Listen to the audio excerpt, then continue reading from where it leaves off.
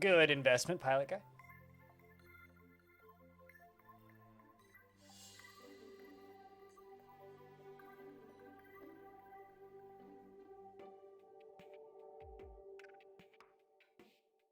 So, obligatory before we start.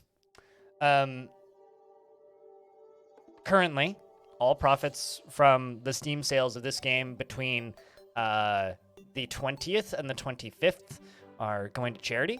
So if you're thinking about buying this game, now's a good time to drop the $5 and grab it. But aside from that, we are continuing our playthrough as Santa. We are in year 45. We've got a lot of years to go, and realistically, I'm probably not going to make it through. And not before next year, anyway, because how many streams do we have left? We have today, and we have tomorrow. That's it. And tomorrow's stream is going to consist mostly, as I pour more coffee, of a Portal 1 playthrough and some records, because that's what I do on Christmas. So that's what my Christmas Eve stream is going to be, and then after that, I'm going on vacation. So, because frankly, we should all just be spending time with family if you can.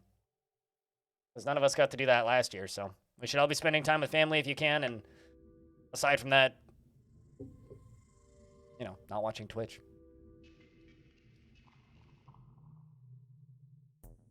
But, can we get a round of beers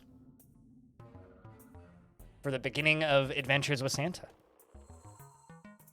of the Realm of the North Pole? There's currently 18 visitors waiting to see us in the throne room. We have 7,452 gold in the bank. We have, or in our coffers currently. In the bank, we have an extra 10,000. I think we're going to make a deposit real quick, and we're going to deposit 1,500 gold. And then we're going to back out. So chat, does anybody have any questions about this game before we really get started? Anything that you guys want to see explained? It's been a couple days since we did the tutorial. If you've never seen this game before, please let me know. And if so, then I will play a little bit slower. Essentially, like, brief overview of this game. This is, like, I think my third stream of this playthrough. This game is a kingdom management game simulator that runs in a terminal. I've seen people in chat describe it as like baby's first programming project that kind of got out of hand, and to a degree, like, that's not entirely inaccurate. When I spoke with the developer of this game, he kind of described it as like, well, he just kind of started developing it, and a few years went by, and then put it up, and people started playing it, and then a few years went by, and now it's for sale, and it's sold 30,000 copies, and he's still developing it. But because of that, it's very much a passion project. So I get a lot of attachment to games that are very much passion projects. Because I don't know, I can kind of tell when a developer likes a game that they're working on, and this definitely feels like one of those. So let's go jump into our throne room. How much is it to upgrade the throne room? 35,000? Right. Okay. Gotta do that. We gotta try and do that today. So yeah, let's send in the next visitor. A traveling game master comes in, and I don't feel like playing sudden death. I don't really like playing sudden death. So we'll just refuse to play. Next person comes in. You are visited by a particularly short stick collector who has brought to you a solid gold statue of a horned skull, which fell out of the sky. Is that like the North Pole's version of it fell off of a truck? Why does a skull just fall out of the sky? I mean, I'll accept his gift as 210 gold and then use that budget to give gold out as charity, but, like, seriously. Man, thanks for the gift, sir. You are visited by a well-dressed goblin who claims to be part of the Greenskin Mining Company, the owners of Shell Rock Mine. And he offers to sell you ownership of the mine at a reduced price. Huh. I mean, I can't afford it. But that's interesting. I wonder if this is a scam. I'll bet you $1 it's a scam. Burps at you before leaving. You are visited by a man who requests to join your army. It has always been his dream. Welcome to the military, sir. Please. You are visited by a traveling bard who asks to show you his singing ways of the old Orcish for a price of 405 gold. I'm pretty good at this and shall play you a lengthy song. That's an expensive song, sir. I'm going to chat. What do we do? Do we ask his name? Do we tell him to leave? Do we throw him in the dungeons? Do we give him an absurd amount of money to play 30 seconds of music? Better be a certified fucking banger as far as I'm concerned. And I kind of doubt it will be.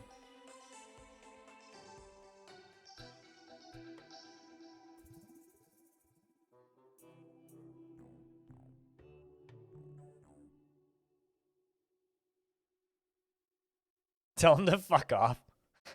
Wow, you're polite. 2 or 3. Ask him for his origins. No, I'm going to, well, I'm going to ask his name. The grunter reveals his name to be Thucktug. His name's Thucktug. We're going to allow Thucktug to leave our court. And we lose a relation with the Musicians Guild. A traveling game master comes by, and I'm going to refuse to play. Your guards bring forward a man who's accused of stealing horseshoes. We ask him for his thoughts, and he says, it's true, I'm a monster. We ask the guard for his statement, and he says, he's guilty, my saint. Trust my judgment. What do we do with this scum? Do we execute this bandit scum to the dungeons with him, or do we release him? How brutal are we feeling today, chat? For stealing horseshoes? I mean, he hasn't killed anybody, right? I mean, it's petty theft. Still theft, but petty theft. So, Horseshoe theft is a serious crime, but not death levels. To the dungeons, yeah. How you doing, Vince? Good to see you. To the dungeons. The man sighs, okay then, take me, as he's carried out of the room. At least he goes willingly. A traveling, fuck sakes. How many of these are here? You were visited by an old man who asks if you could spare a few coins. His 12 kids are starving. I think that we should teach this man about the concept of child labor. To the dungeons. Wow. I mean, we did just get, like, some budget to give out charity from that guy who got the skull that fell from the skies. I'll give him 30 gold. The old man bows with a grin on his face and then leaves. +1 public opinion. You are visited by an armed man who says he will join your army for a fee of 9 gold. Fair. You are visited by... Hey, it's our hat. We designed that hat ourselves. Are you proud of me, chat? You are visited by a wise man who says he has some advice to share at the cost of 11 gold. Chat, do we hear the advice? Throw him in the dungeon or refuse the advice? He is wearing one of our hats. Hey, magic balloon.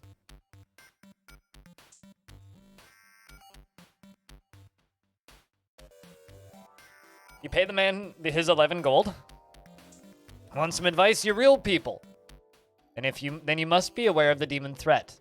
Left unchallenged, it will kill us all. All these in power and choosing to ignore it. Because if it's as real as the history books tell us, we are doomed. How do we feel about that advice, chat?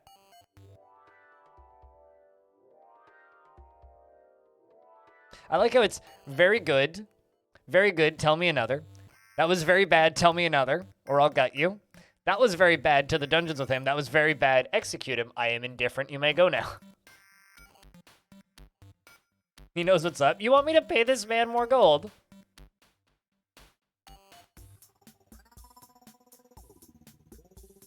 He does have the hat. Okay, so you know, we'll tip him because he has the hat. We'll get him to give us another. Skirmishes are a good way to thin out enemy armies. That's funny because that's actually like a tooltip in the game. You just gave me a tooltip. I am indifferent. You may go now. Wise man leaves. You're visited by a traveling bard. Now this is a traveling bard I like. Who asks to show you the singing ways of old Orcish. before we listen to a song, let's ask for his name. The Grunter reveals his name to be Olgar. All right, Olgar. Let's listen to your music. Let us listen to your music.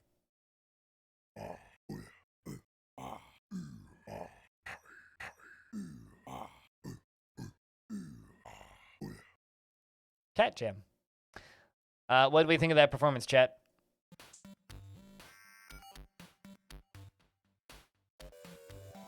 Hey, Sideways. Yeah, happy day before Christmas.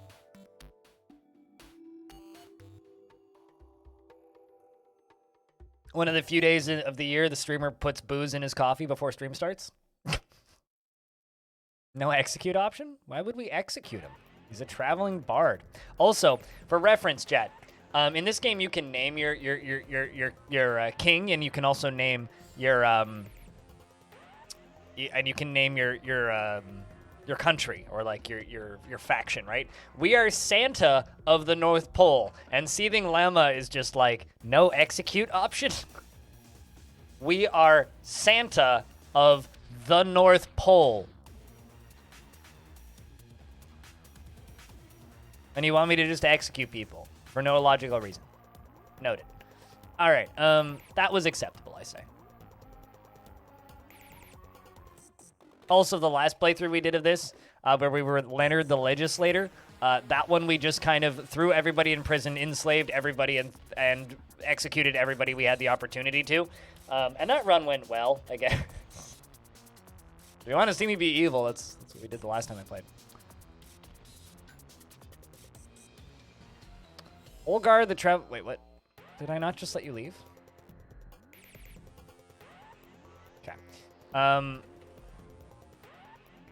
We were visited by a traveling bard who wants to play a song in his vampiric lute. I am a novice. I shall play you a great and lengthy song. A great and lengthy song, eh? Suddenly intrigued. What is your name? Bard reveals his name to be Raiden. All right, Raiden.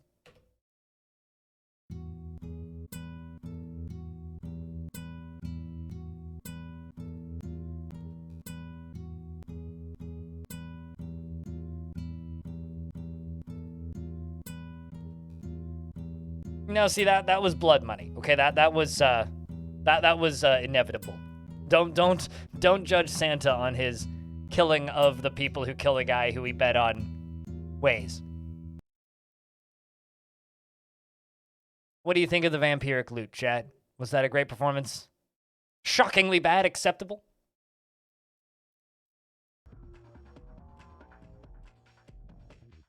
I thought it had a little bit of a jam going for it at the initial bit, and then it just kind of ended. Good for a novice? Yeah, good for a novice. Yeah. All right, that was acceptable, I suppose.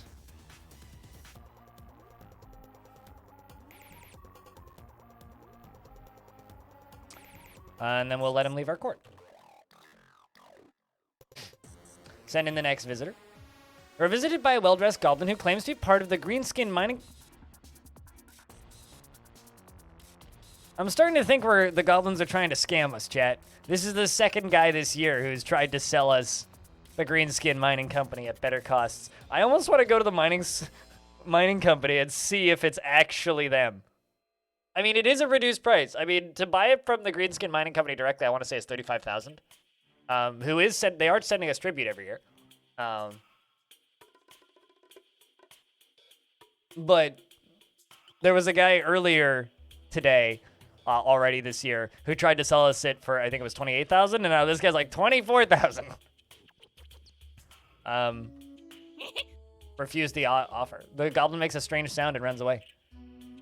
You are visited by a small stray cat. That is a really good cat ASCII art. You're visited by a small stray cat who walks into the throne room. What do we do, chat? I mean, obviously we burn it because it's a witch's cat, right? I wish that we could offer to hire it as a member of staff.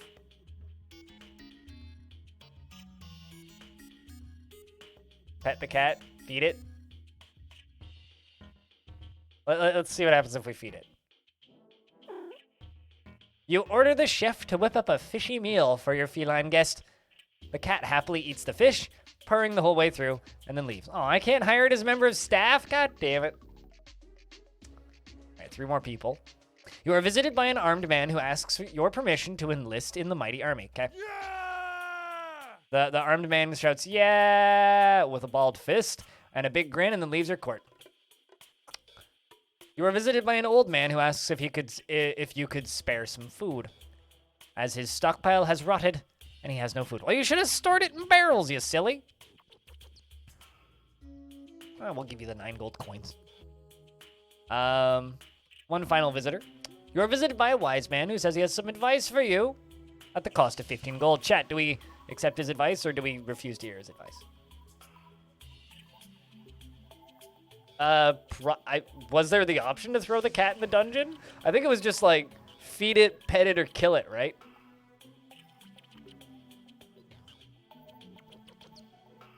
I don't think you can do that.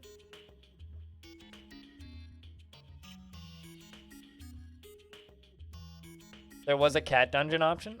Oh, was there an option? I missed the one to where you could throw it into the dungeon. I thought it was just like execute. But yeah, I don't know, probably.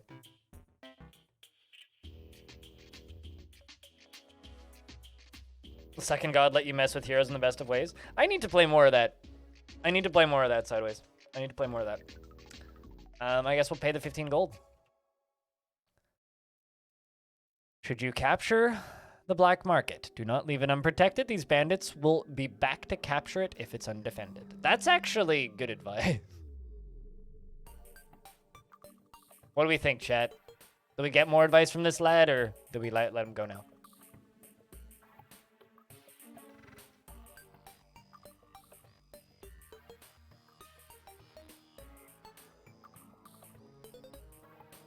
That was very good. You may go now. The wise man begins laughing and says, "Thank you. You're the best." All right. So we're now sitting on 6,000 monies. I think we're gonna jump out into the realm, and we're gonna go to the Northlands. And we're going to explore. Ooh, we found an old ruined fort in the Northlands. We've almost found all of the areas. We find nothing. And while we're walking along the trails in the north, we find a small satchel of 7 gold coins in a little ditch. And that's all of our exploring. But we found an old ruined fort. We find the ruins of an old fort. It is unknown who once held it, but it has been long since abandoned and left to fade into the snowy wastes of the north.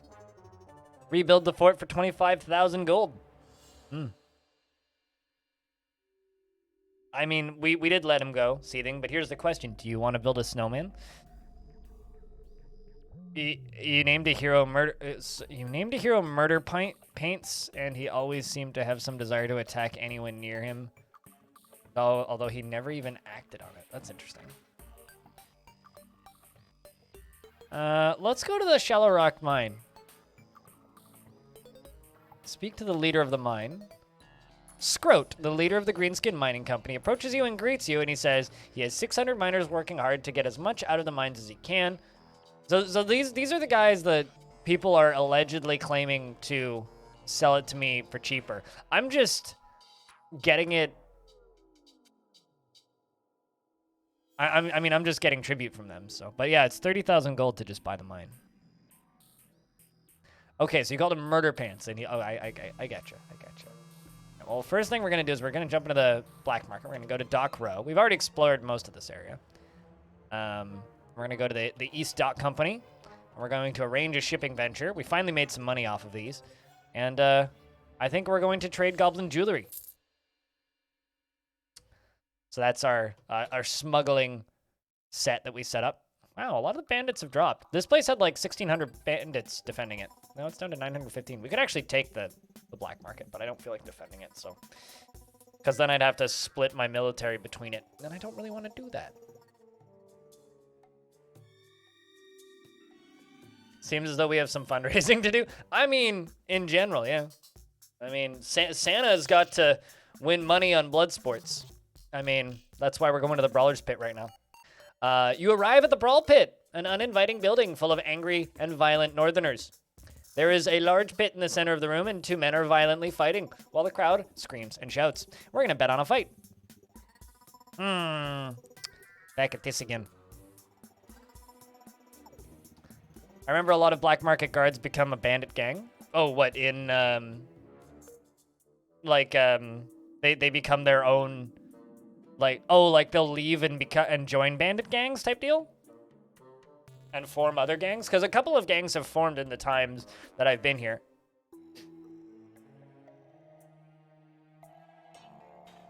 Bandit going to wreck some face. I mean, the Torek, the grizzled fresh blood is also pretty good, but the nasty veteran bandit, I think, is probably who we're betting on. And, we'll just bet 1,000. Oh, wow. That was the right choice, I think. Torek, the grizzled fresh-blooded blood misses the opponent. Theldik, the nasty veteran bandit, lands a hard punch on the opponent. Theldik, the nasty veteran bandit, lands a solid punch on the opponent. Theldik, the nasty veteran bandit, lands a light punch on the opponent. And then a critical punch on the opponent. And is the victor, and we get 2 grand. Yay, money! That was easy. Which would reduce the black market guards somewhat. Seems that way, yeah. No, I guess that would make a degree of sense. If you just, like, keep pushing it back. Or keep on fighting the other bandit groups. Eventually, theirs would become less effective.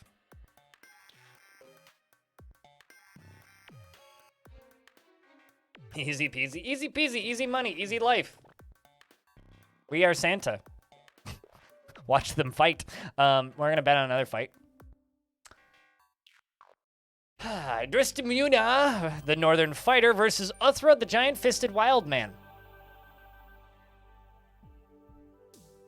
Giant-Fisted Wildman.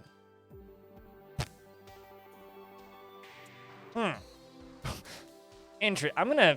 curious. Betting on the Giant-Fisted Wildman. And we'll bet 472. Giant-Fisted Wildman seems to have, like, twice the HP of the Northern Fighter. But the Northern Fighter did get a critical hit on the Wildman, hurting him pretty badly. The Northern Fighter lands a solid punch on the opponent, sitting on 67 HP for themselves. And the Wildman is sitting at 265. Wildman down to 250, but the Northern Fighter still at 67. And they continue wailing. It seems like the Giant-Fisted Wildman was the easy bet. Also, turns out to be the victor. All right, we're at nice 44 money. The fight is on, and Gorbel the Steelskin Veteran Warrior versus Sir Stigad Thickskin Freshblood. Thickskin mean he's got better defensive stats. Steel better than thick? Yeah, I would also say that. But this guy's a Freshblood Sir. He's a knight. He's been knighted. I mean, I finished saves of that game before I... Like, the 2 times I've played it are the 2 recordings that are on my YouTube channel, sideways. So I wouldn't have lost a save. But thanks for the note on that. Veteran better than Freshblood? Now, that I don't know. I'm gonna go with the Steelskin, though. Unless, let's just bet 1,500. Whoa, neither of them have any HP. Stingad Thickskin Freshblood lands a solid punch on the opponent, bring him down to 51. The Freshblood lands a hard punch on the opponent, bring him down to 37. The Steelskin Veteran Warrior lands a critical hit on the opponent, bring him down to 14 HP. Good lord, this one's gonna be over quick, but... Sir Stickad Freshskin backs off and runs, trying to escape the fight. So Sir Stigand, the Thickskin Freshblood, should be renamed from Sir Stigad Thickskin Freshblood to Sir Pansy, the pathetic runaway baby. And the crowd boo as he runs away. And we get 3 grand. More like paper skin, more like baby skin. All right. The Frail Wildman versus the Nasty Champion. I think I'm going to take the Nasty Champion. We're going to bet another 1,500. Baron, the Nasty Champion, lands a punch on the opponent. Andreas, the Frail Wildman, lands a hard punch on the opponent. Frail Wildman lands a punch on the opponent, bring him down to 46. The Nasty Champion lands a solid punch on the opponent, bring him down to 33. The Wildman lands a hard punch on the opponent, bring him down to 33. So it's 33 to 33. Ooh. The nasty champion lands a light punch on the opponent, bringing him down to 27, then misses with his second shot, and then gets a hard punch from his opponent, bringing him down to 20 HP. The nasty champion lands a solid punch on the opponent, bring him down to 3 HP, and somehow he's still going. And it looks like we were the victor with the nasty champion. Brave Sir Stigand bravely ran away. Is that what you're trying to tell me? Because I think he did bravely run away. He did definitely bravely run away.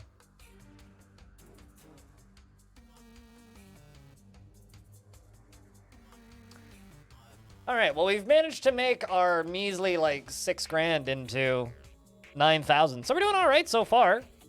We're doing all right. We need to get some money-making buildings in this faction, though. I'm going to go with Laro. And there's they only have 107 worth of betting funds left, so. I'm just going to power this one through. This is a long one. This is a long one indeed, but looks like we won, I think. Nope, they're matched evenly. This is quite the fight. Laro, the Steelskin Wildman, gets a critical hit on the opponent. The crowd gasp as the rough veteran bandit drops dead. And we got our 214 gold. The never-ending riches of blood sports. It's okay. I mean, we'll buy these pits at some point. And then we'll control the blood sports. And then we can tax the blood sports. All right, so.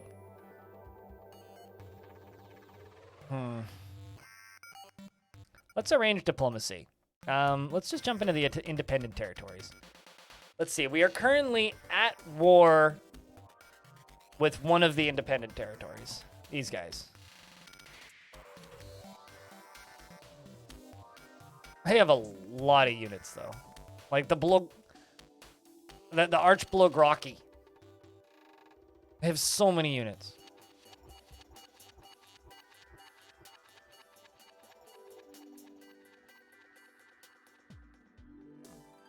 They have so many. He who controls the blood sports controls the power of the North Pole and the ability to give children gifts.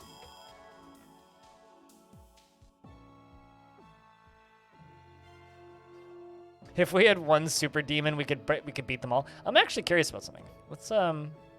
Let's go to the invincible despotates, who are our friends. Let's go to trade and diplomacy. See if I can hire troops. Hire one invincible demon Hellguard for 1,998 gold. I think that's worth it.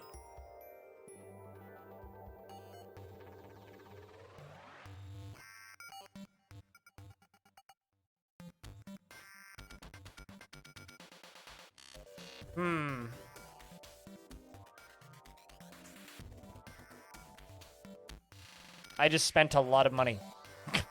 We spent 9,990 gold coins on 5 invincible half-demon Hellguards.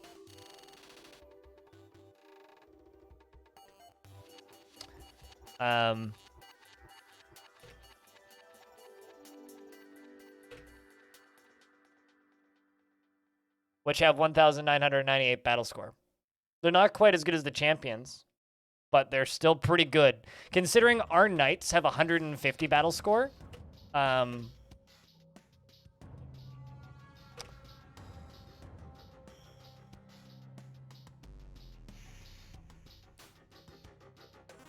Knight is 150. Yeah, like our best dudes, which we had 2 of, were 150.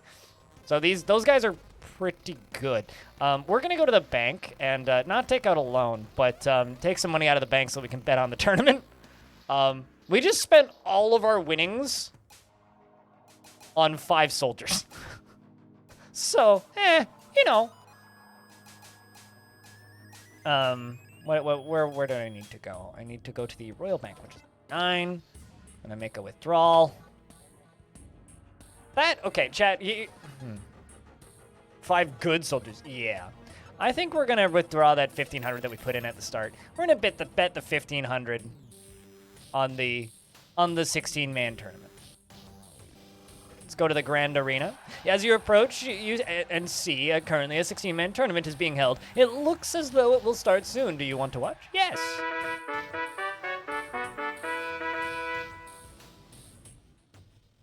Hopefully that wasn't too loud. It looked a little loud on my end. Some would call this a bad investment, but they could not see the numbers. Oh, yeah, absolutely. Maggot, the untrustworthy raider of the arena, stands to greet the onlookers. Welcome, good folk. 16 men have come to fight, but only one will leave victorious. Prepare to witness the glory and greatness. I hereby declare this tournament to begin. And he says, with crowds of cheering people.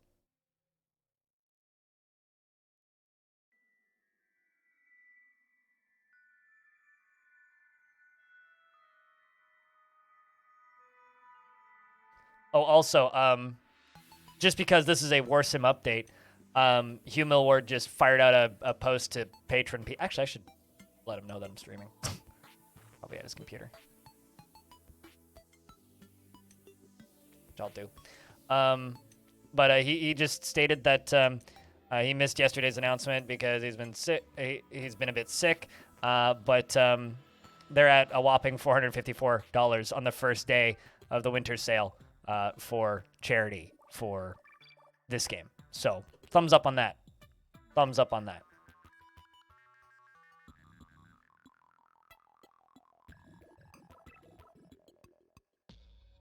There's a bunch of, you know, stuff on the Patreon about it, but that he has, but and I think also on his Discord, but anyway. Maggot the untrustworthy raider, the owner of the arena, stands to greet onlookers. Welcome, good folk. 16 men have come to fight, but only one will leave victorious. Prepare to witness the glory and greatness. I hereby declare this tournament to begin, he says, with crowds of cheering people watching.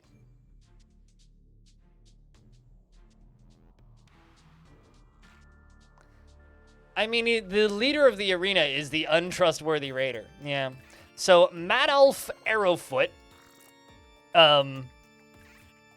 is our previous winner of the last tournament and has since won several other small fights. Can I just think that Y2K, I know the name is probably Yick the Grotesque, but Y2K the Grotesque is funny. So I'm going to start at the top. The grand champion who won the last tournament and has won another fight for us, Madolf Arrowfoot. There's champion number 2, Strom the Aborted Blood Knight. Mornulf the Adored Savior. Y2K the Grotesque. Gerald the Orphan.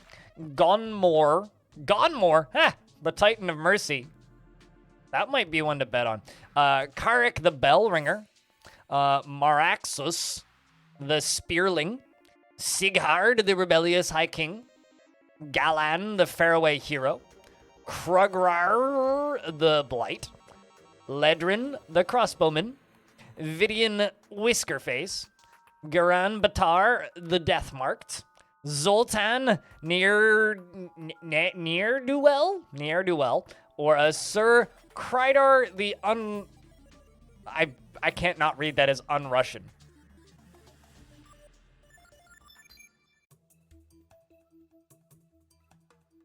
Aborted Blood Knight is your new band name. I agree. Praise Zoltan. Hail Zoltan. I know. See, so you know how we have the invincible demon Hell Knights, basically, right? Half demons, right? The invincible half demon Hell Guards, those guys. People with the word Titan tend to be pretty similar.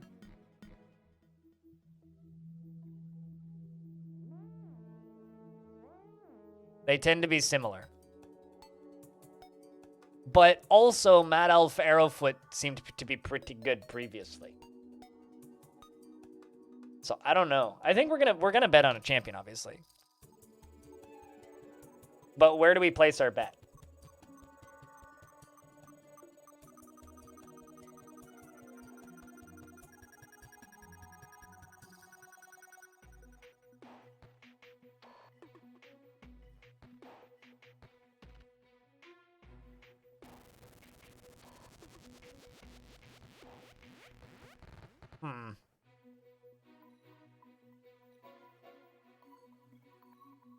Holy shit, Strum, the aborted Blood Knight.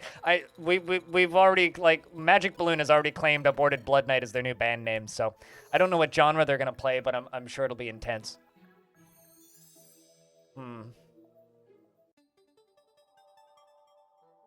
Also, this is a bad joke. Should I make... Chat, do I make the bad joke? I mean, considering I've seen Dying Fetus, and they're all... I mean, the aborted Blood Knights would definitely open for Dying Fetus, right? They'd tour with Dying Fetus and Cannibal Corpse. Like, that makes logical sense. But anyways, the bad joke is the aborted Blood Knight must be from Texas.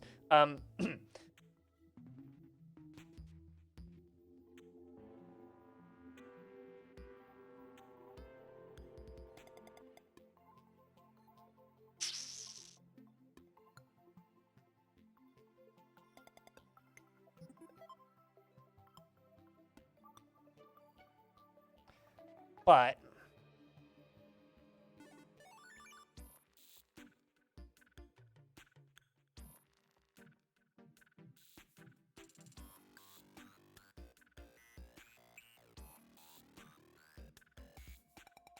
you have a feeling about the Crossbowman? I don't know. The Rebellious High King 5 is also pretty good. The Titan one is tempting. The Titan of Mercy. But then again, this is a death match here, so... Also, I should confirm that that whole, like, Texas trying to ban abortion thing, like, you know, just fucking set that shit on fire. No men should have the opportunity to have any say on the subject. Anyway, how do we do this?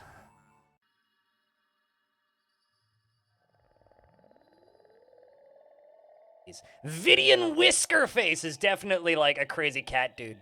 That Vidian Whiskerface has to have, like, 50 cats in his house. Got so many cats, he's becoming one.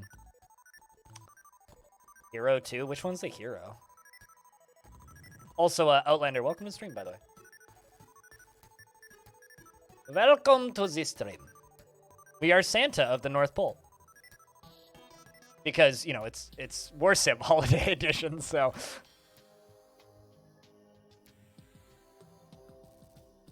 What if Mercy is like the guy who named their machete Kindness? This is true, yeah. These are my... these are my two fists, and I call them peace and forgiveness, and I shall cave in your face with them!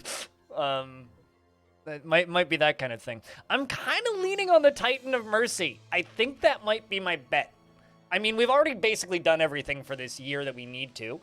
We bought some very nice soldiers, and we're going to go and start invading people. Let's bet on Titan. Let mercy and forgiveness get us through. We've bet our 1,500 gold on Titan. Chat, what do we do? Watch just our fights that we've bet on, or watch every fight in the tournament? What do we think?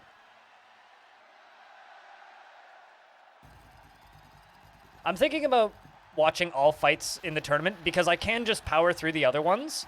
And if there is a winner, we can get a pretty good idea of who the winner is.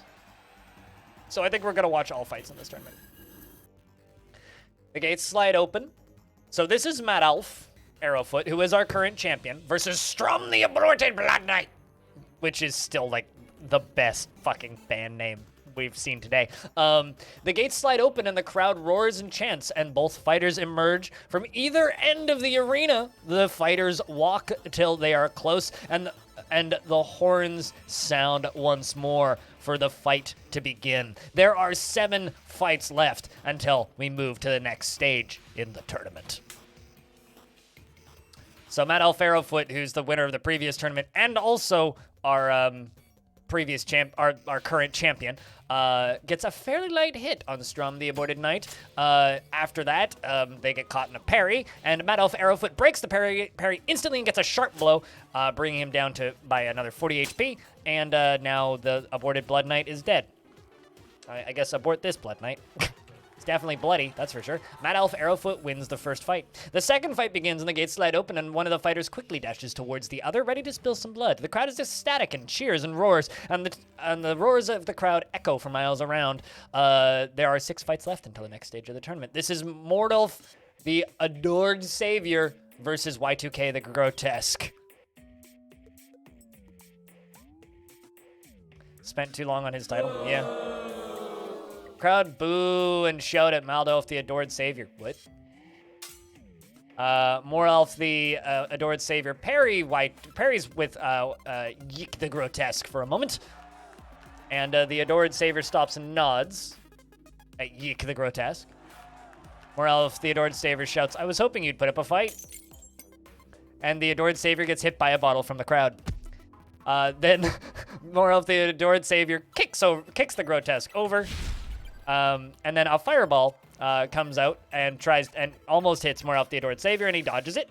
I feel like the adored part is kind of ironic. Anyway, Yeek the grotesque gets a huge hit on Morelf, the adored savior. Yeek is currently sitting at 67 HP versus 198. Yeek the grotesque gets a very good strike on the adored savior.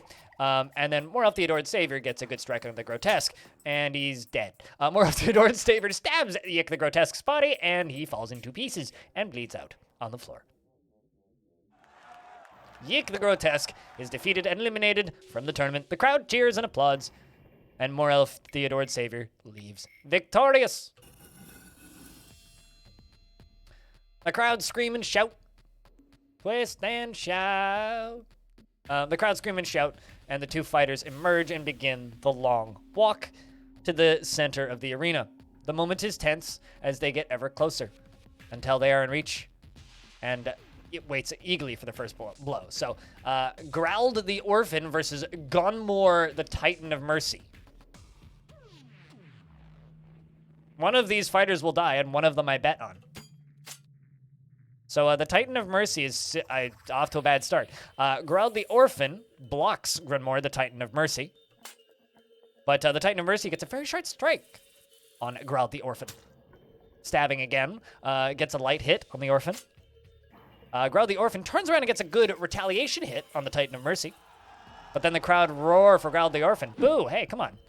Gunmore, the Titan of Mercy, tries to attack but misses. The Orphan tries to attack but misses the shot, and then gets a good hit on the Titan of Mercy. Growled gets a second great hit on the Titan of Mercy. Growled the Orphan then parries with Gunmore, Titan of Mercy for a moment, and then gets another hit in on him. Come on, man. They are now almost tied for HP. Gunmore, the Titan of Mercy, blocks and deflects a hit from Growled the Orphan, and turns around and gets a decent hit on the Orphan, bringing him down to 109 HP. Gets a second hit on him, bringing him down to 93. The crowd cheer and shout for the Orphan. I guess they like an underdog, naturally. They wouldn't bet on anybody that Santa bets on. What's a strong Orphan? I mean, it's more his branding, I would say. Should have bet on the High King. I can't wait to watch the High King die. So discount Batman versus what we believe be Florida Man. Is the Titan of Mystery discount Batman? Sideways? Tiger with the 16th month. Welcome back. First resub of the day. G'day, sir. Thank you very much for keeping that sub alive for a 16th month. Ah. Orphan is discount Batman? Oh. Then why is the Titan of Mercy Florida Man? Anyway, the Growled the Orphan kicks Gunmore, the Titan of Mercy, backwards. And then they get caught in a parry that quickly breaks. And the Titan of Mercy gets a very good hit on the Orphan. A crowd cheer loudly on for both fighters, and it looks like our Titan of Mercy moves on to the next round, killing the Orphan.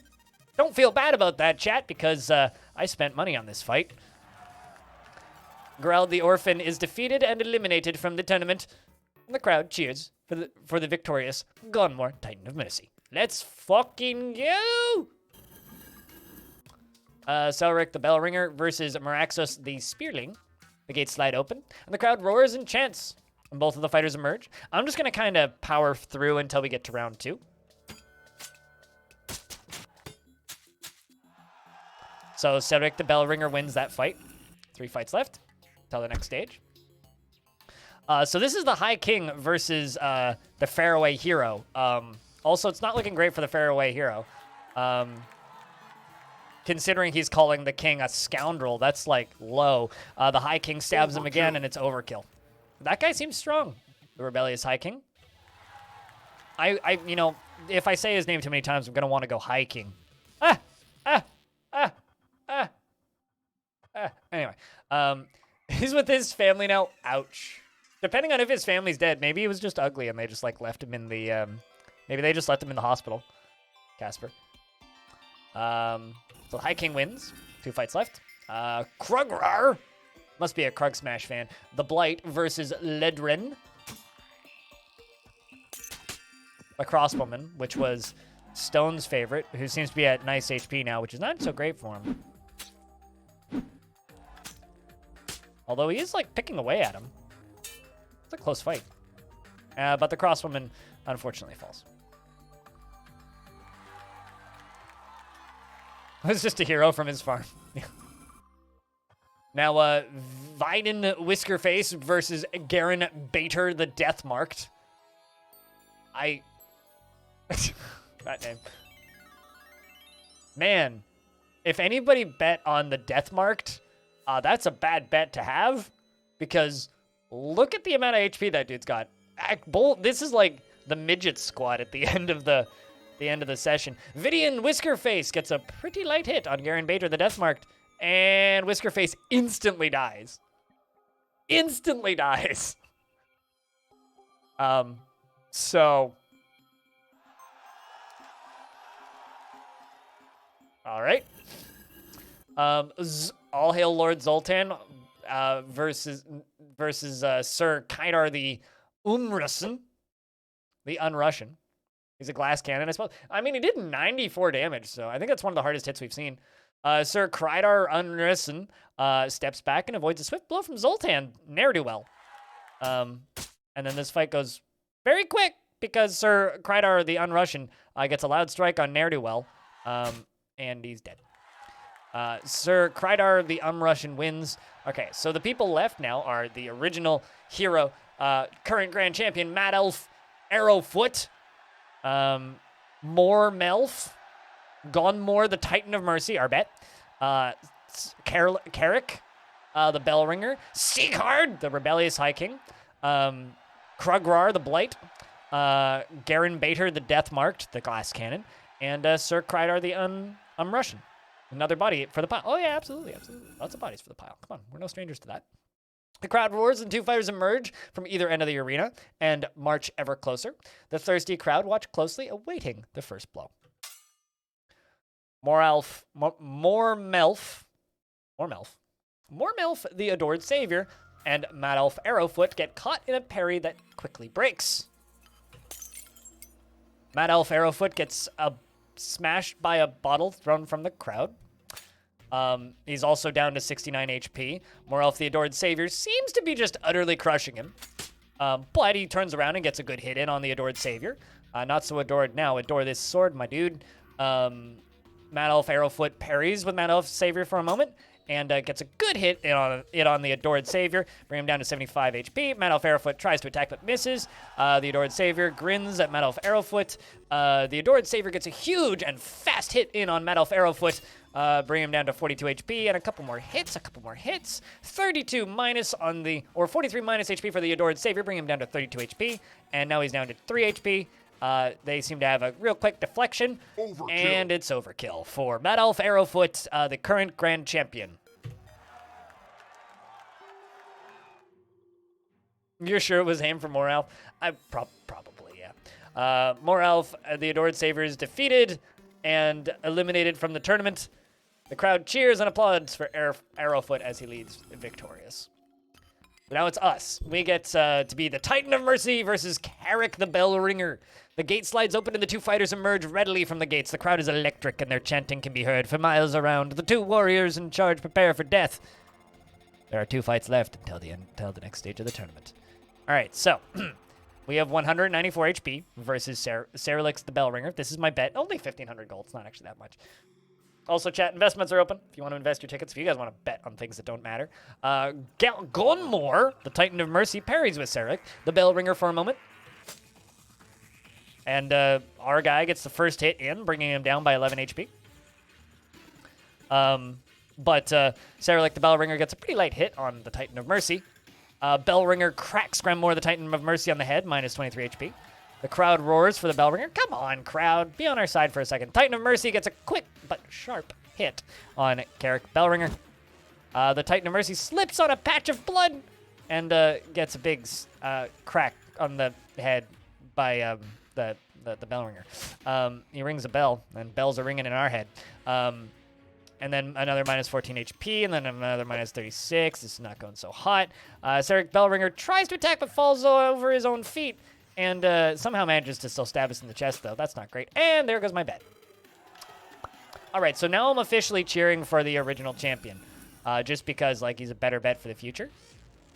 The crowd cheers for blood, and the two fighters emerge from the gates and march towards each other, awaiting the dance of death. That will soon take place. There is only one more fight left after this, and we'll move on to the next round. It's now the High King versus Kugror the Blight. This one will just kind of power through. Looks like the High King's having a rough time of it. A really rough time of it, actually. Damn, that's a close fight. Overkill. And it's overkill for the High King. High King might end up winning. Kind of my current favorite. So that Deathmarked guy, dead. Gets smashed in the head by a bottle thrown from the crowd and drops instantly killed by a flying bottle. He died to a flying bottle. Chat's betting on High King. So the fighters that are left are Madolf Arrowfoot, Carrick the Bellringer, Sigurd the Rebellious High King, and Sir Krydar, the Russian. The first fight is Arrowfoot versus Bellringer.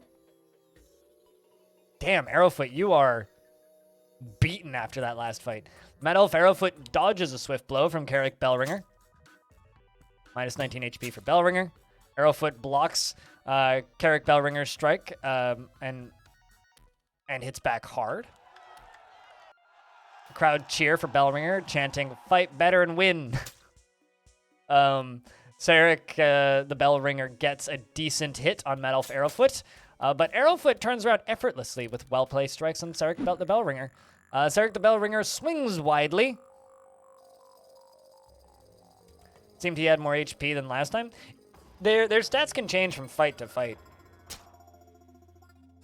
based on how well they did in the previous fight, if I'm not too mistaken. Anyway, Arrowfoot emerges victorious, and Bellringer is dead. Now it's the High King, chat's favorite, I think, versus Sir Krydar, the Russian. High King's only getting stronger. I have a feeling High King's going to win. Sigurd, the Rebellious High King, the 5th, kicks Sir Krydar Russian back hard. And gets a few good, huge hits in. But Russian gets hit by a bottle from the crowd, which is just unfair. 40s, Jesus. Sir Krydar gets a huge hit on Sigurd the Rebellious High King after getting hit in the head with a bottle. Sigurd the Rebellious High King steps back to avoid a swift blow from Sir Krydar. The fight stops for a moment, and a naked goblin streaks across the arena grounds before jumping over the barrier and escaping.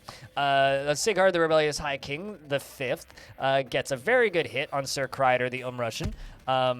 And then it just kind of goes back and forth for a second. Sigurd, the Rebellious High King, walks away for a moment and holds his stomach and then lets out a fart. Many in the crowd laugh hysterically. That just happened. Sir Krydar, the Russian, swings at Sigurd, the Rebellious High King, but slips and misses. Sigurd, the Rebellious High King, the 5th, blocks us and lightly hits Sir Krydar. Sir Krydar Russian gets a pair of well-placed strikes on Sigurd, the Rebellious High King. He is the Rebellious High King, naturally. Anyway, the biggest hit of the day, Sir Krydar Russian stabs into Sigurd, the Rebellious High King's body, and it's a critical hit. Sigurd, the Rebellious High King, gets a very fast strike on Russian. The High King and Russian get caught in a parry, and he manages to get a very good hit on Russian. The crowd cheer for Sir Krydar. Overkill. And it's absolute fucking overkill. Sigurd, the Rebellious High King, gets hit by a fireball blasted from a warlock in the crowd. The fireball is lethal, and Sigurd, the Rebellious High King, is scorched to death. So far in this tournament, we've had somebody get killed by a bottle from the crowd and somebody get killed by a fireball from the crowd. Player 3 enters the fight. Yeah, pretty much. The 16-man tournament is now in the final stage. We should have bet on Arrowfoot. Damn. It's Mad Elf Arrowfoot versus Sir Krydar Russian. Crowd scream and shout as the two fighters emerge and begin the long walk to the center of the arena. The moment is tense, and they get ever closer until they are almost in reach. The crowd waits eagerly for the first blow. Mad Elf Arrowfoot slips on a patch of blood. Off to a good start, lads. And swings, but misses. Mad Elf Arrowfoot kicks Sir Krydar Russian back a little bit. Mad Elf Arrowfoot shouts, "You're unworthy of death, but you'll get it." Sir Krydar swings for Mad Elf Arrowfoot, but misses by mere inches. Mad Elf Arrowfoot shouts, "Come on, you wimp."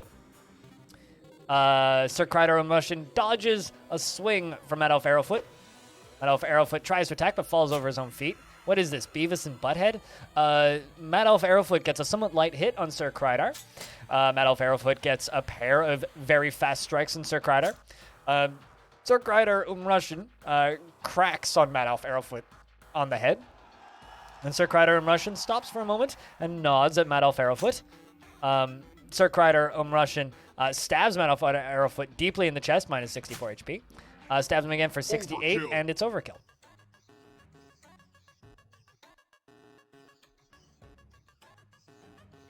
Damn. It was rigged. I didn't get killed by a fireball, though. Mad Elf Arrowfoot is defeated and eliminated from the tournament. The crowd roars and chants for Sir Krydar Russian, who leaves victorious. Sirs, are you okay? There's something in your head. The tournament has come to an end. By the grace of the gods, the winner and new grand champion of the North Pole is Sir Krydar Russian. Unfortunately, the fighter you bet on was killed, and you lose your $1,500. Well. This is Sparta! First bits of the stream. Thank you for the $3, Magic Bloom. Cheers. Happy holidays.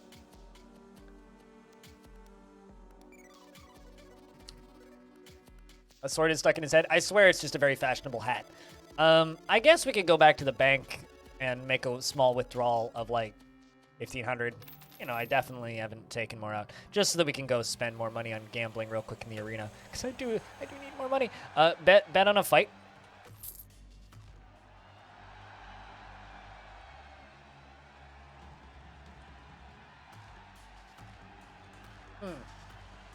Sir Hander Eurolson or the Bandit Warlord.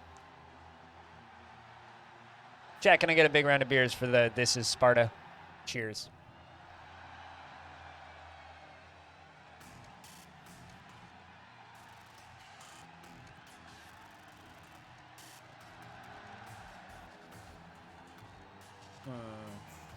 I'm kind of thinking the first one.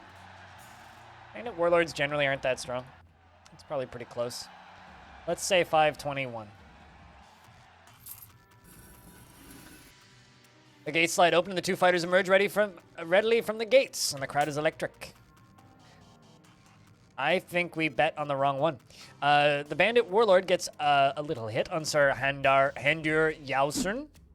The Bandit Warlord swings but misses.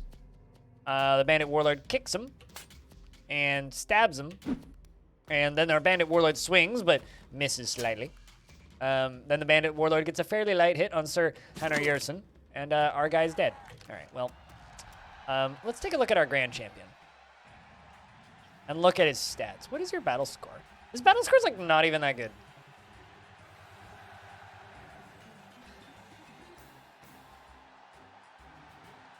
Before I was born, my adopted father stole a powerful magic ring. Evil sorcerers came to take it back, so I fled my home, and now I'm trying to figure out how to destroy it.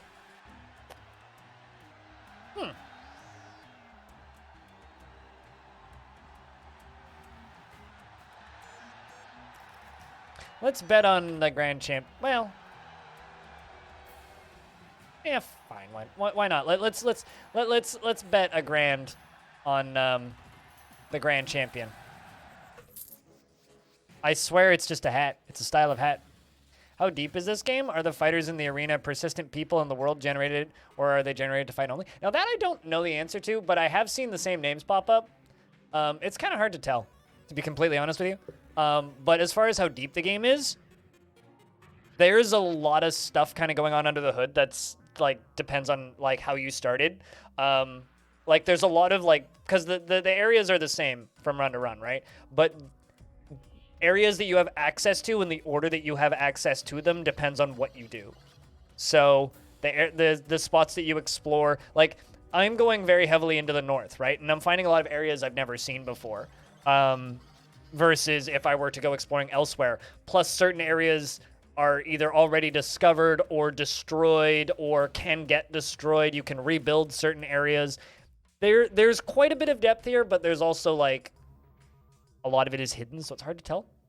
But yeah, I couldn't tell you how many of them are persistent. I have definitely like had recurring events that are like very much recurring. Like as an example, I'm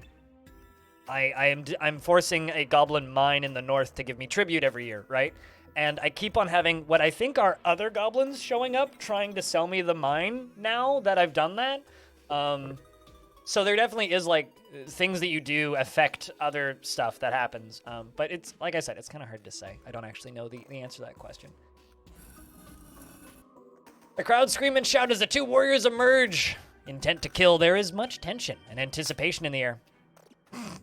Wow. Rogal Windcloak gets an impressive strike on Sir Krydar Umrushin. Well... Overkill. What? And then he literally one-hits the dude. Took a rough hit and then just like, bang. Wow. We got 2,000 gold. All right, cool. And we got some betting money. Does he get more battle score for that? No, but he does have a 5th win.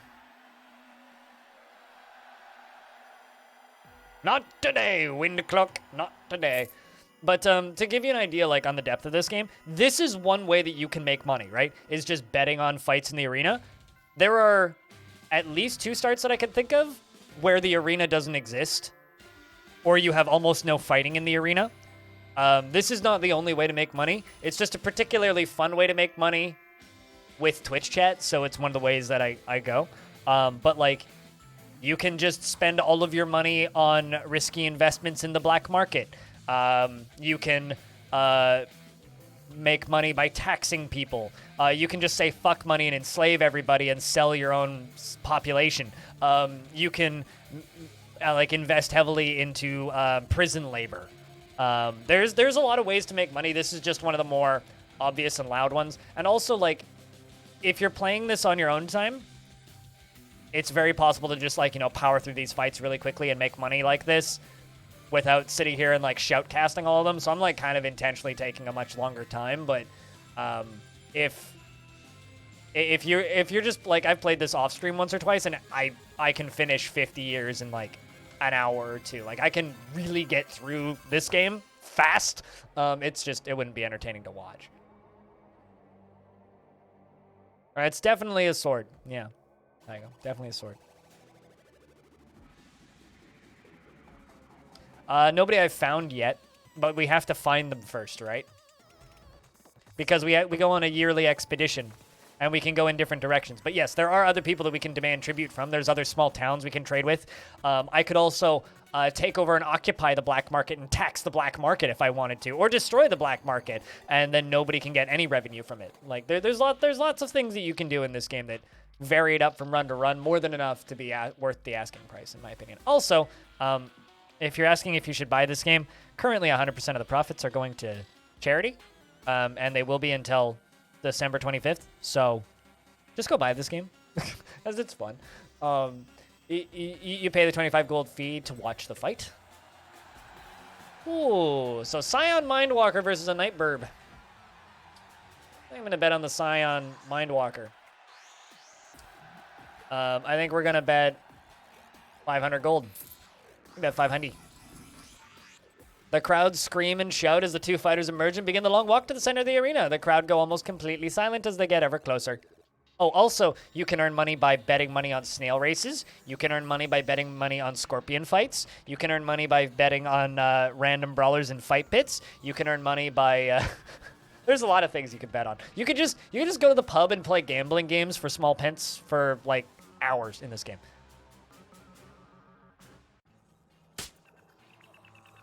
Anyway, the orange Earthen Scion Mindwalker gets an impressive strike on the Knight Barbarian. The Knight Barbarian dodges an arrow shot from the crowd. The Scion Mindwalker swings and stabs the Knight Barbarian and gets an overkill. Hell yeah. These are just random generated warriors. But also another thing about the Grand Champion and things of the arena, if I don't ever go to the arena and bet on these fights, if I end the year, the champion fights will happen and the tournaments will happen anyway. It'll just tell me who the winner was. So, the Grand Champion of the arena could just show up, well, will happen naturally over time in the background if I just completely ignore it all. Well, obviously we're betting on the invincible half-demon champion. And I'm betting all of my gold currently.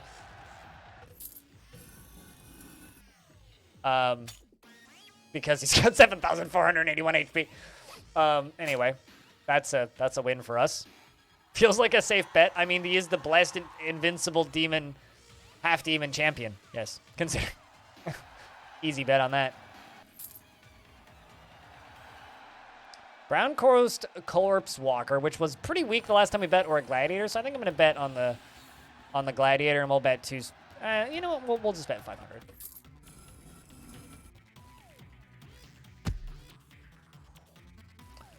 The Gladiator kicks the Corpse Walker over and shouts, "Bet you never thought you'd die at my hands today, eh?" Oh, what is he, Canadian? Crowd cheer for the Gladiator. Are you not entertained? The Gladiator catches the Brown Coast Corpse Walker with a quick hit on the head.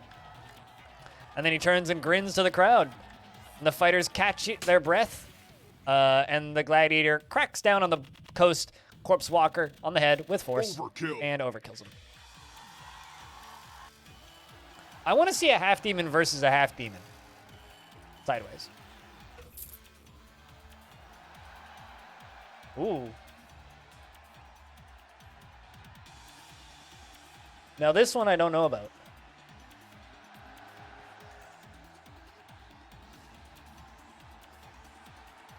This one I do not know about.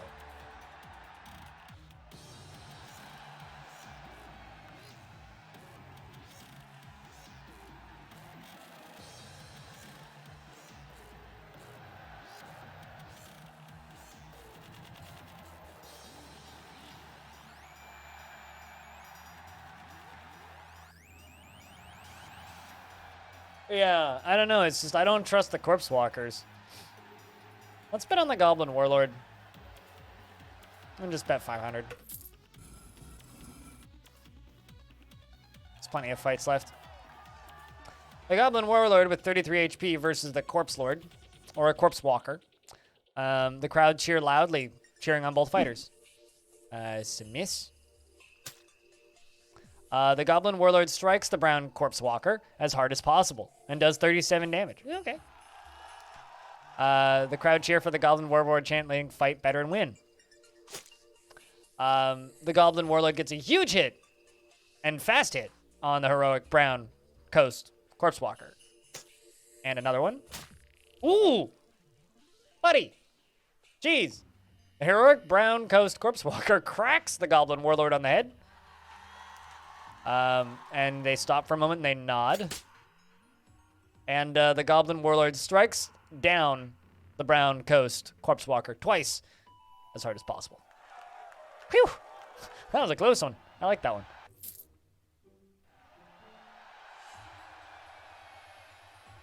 I'm thinking legendary Orange Earth and Scion Mind Ruler. It was a good one. The Goblin was a good one. Yeah, it was a good bet. He almost died, but he was a good one. Yeah, they are legendary. Let's do 1,500. The gates slide open and the fighters emerge quickly and dash towards each other, ready to spill some blood. All right, so the Knight Barbarian Warrior is 65 HP versus our very, very weak legendary Orange Earthen Scion Mind Ruler. What's going on? Anyway, he runs in and swings for the Knight Barbarian, but Warrior, but misses. But just one-shots him. Legendary Orange Earthen Scion Mind Ruler swings down 2 hard strikes on the Knight Barbarian Warrior. And we win.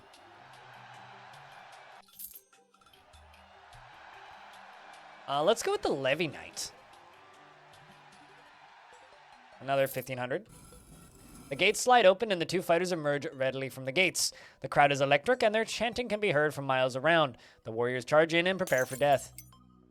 Levy Knight has... That's like a lot of HP for a goblin. The Levy Knight gets hit by a bottle thrown by the crowd and it does 45 damage. That's mean. The Levy Knight gets hit by his light stab from the Goblin Warlord in the chest. The Levy Knight cracks the Goblin Warlord over the head.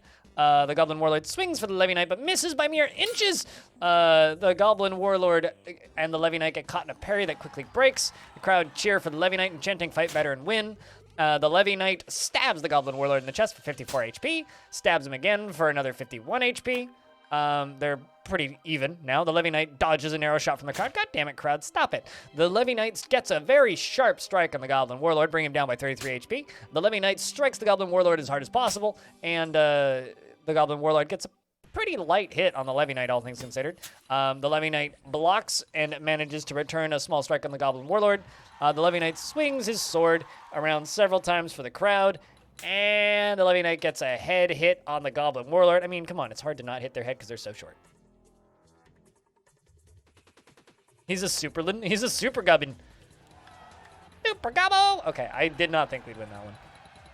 Actually, I'm curious. Let's visit the Hall of Fame. So current Hall of Fame is Madolf Arrowfoot with 8 wins.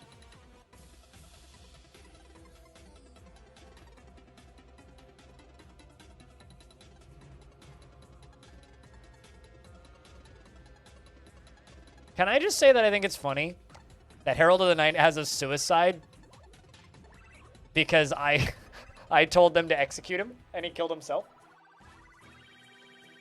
I just think that that's stressful. Suicide. I mean, I told them to kill him.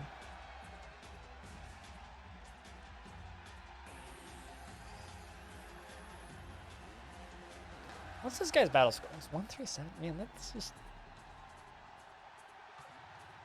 so bad. Win is a win. Yeah. He beat himself. I mean, he was the strongest. He was the only person who was strong enough to fight with himself. I mean, obviously, we're gonna bet on the Invincible Half Demon. We're gonna bet the max.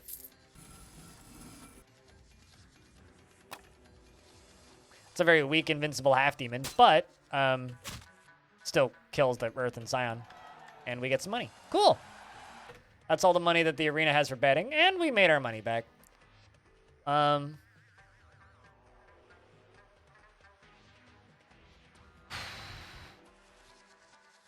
I think we're going to jump back over to diplomacy.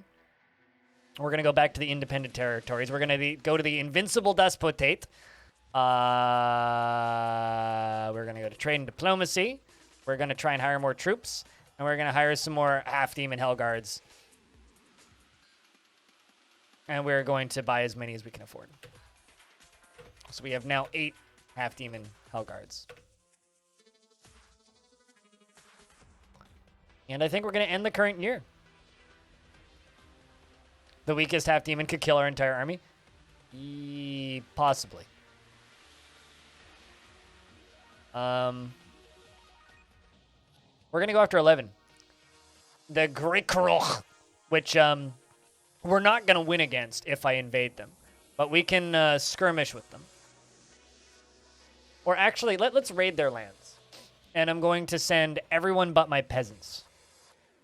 My saint, do you wish to watch the battle take place? Or just hear about it afterwards in the battle reports? I would like to watch the battle take place. A rainy night. It was a dark and stormy night, and the sky adorns the battlefield before the two armies clashed. 25% chance of weather events. I hope that this fight goes well, because we really need to start beating these guys back. We are at war with them, so. And they've raided my lands a couple of times. I'm not a fan. Charge! Under the dark, rainy sky, your troops move forward and slowly to meet its enemy. One of your men shouts, "Charge!" and the two armies clash. You manage to take both of the enemy's flanks, trapping them momentarily and doing damage before they pull back. All right, so we lost some soldiers and a goblin and a bandit, but they lose a lot more. Gronkos feign a withdrawal and get you to move out of the better position before turning back and attacking. You break through the lines and manage to push Gronk back a little. You manage to take both of the enemy's flanks, trapping them momentarily before doing damage before they pull back. You killed nice of them, twice of them. You feign withdrawal and manage to get Gronk to move out off of the better position before turning back and attacking. You manage to push Grinkroch back a little bit before slightly outfighting Gronkroch. How does the invincible half demon die? It sounds like false advertising. It's a good question. They title themselves as invincible half demons. Are they actually invincible? No, that's the.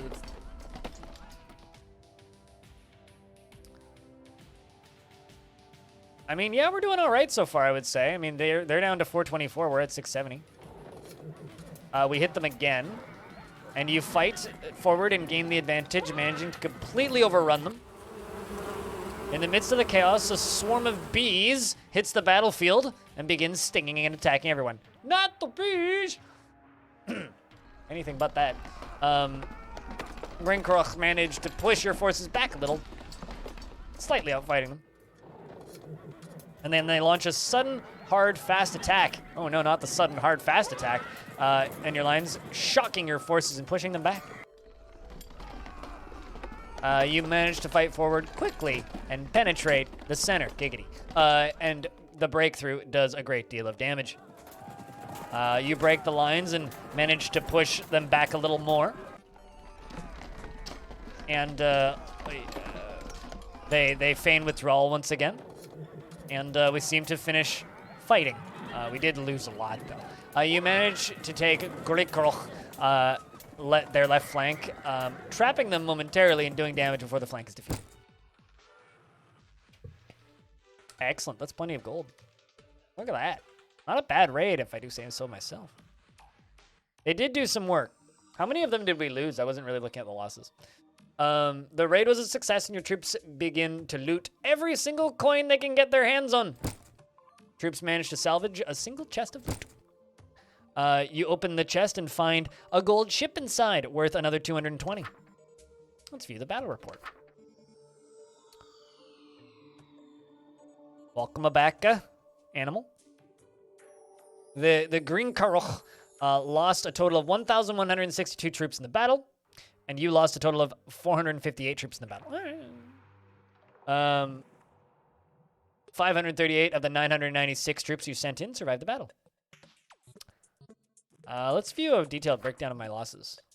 Okay, so we did lose 3 of the invincible half-demon Hellguards. The plundering almost paid for their recruitment costs. Almost.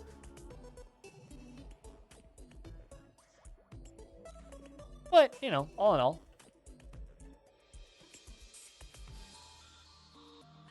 My saint, the dastardly rebels are attacking us. This is not going to go well. The skirmishing force of the rebels trampled your forces and won the battle.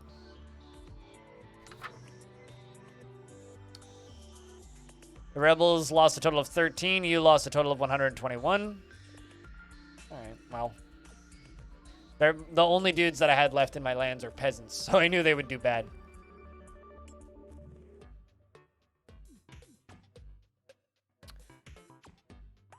Well, we made some money. So peasants earn us 271 from this year's harvest. The goblin slaver pays us money. We make some money from general taxes. Gambling taxes pays off. Tributes from the Greenskin Mining Company amount to 449. And we get 308 gold from your 9 lands. Caravans make us from money. Tsardom makes us some money this year. That's good.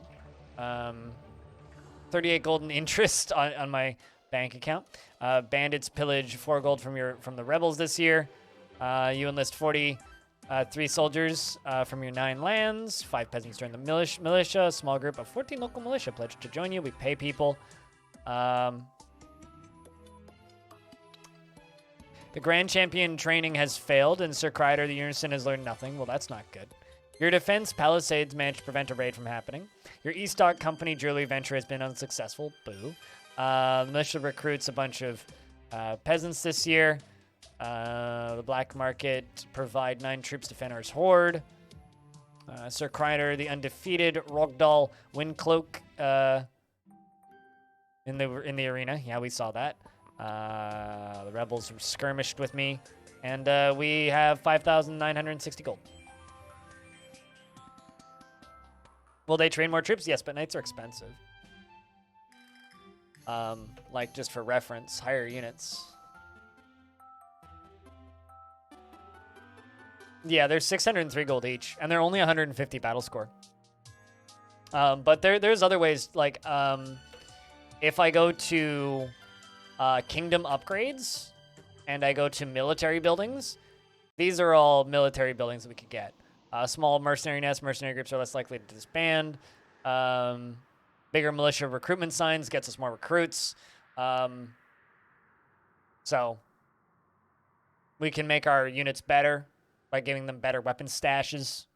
Can give them a council room, which makes them less likely to disband. So like there's a lot of fun stuff. Slave training pens allows you to train slaves into slave soldiers. You know, all that stuff. Get in the pig pen and fight with the pigs. Bah.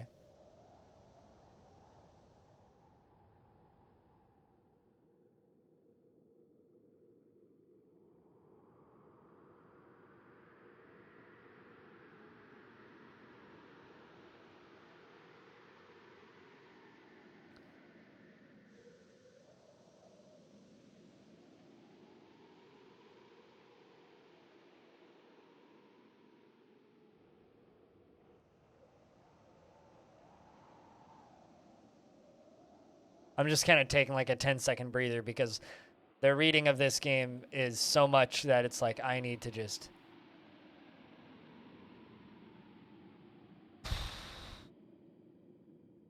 That's all I have to say.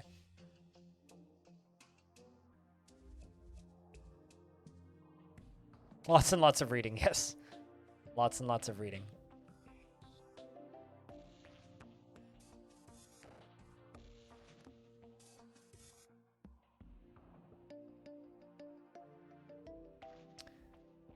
The militia weapons looks like it's the best upgrade per gold.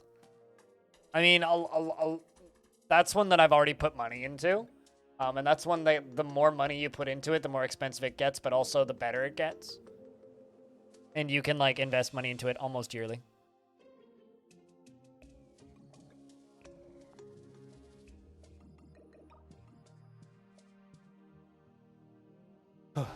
Inhale, exhale. Okay.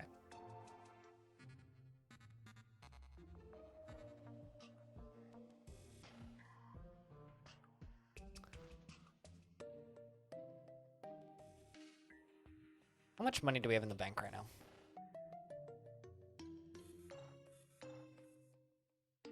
Currently have about the same amount that we have in our account.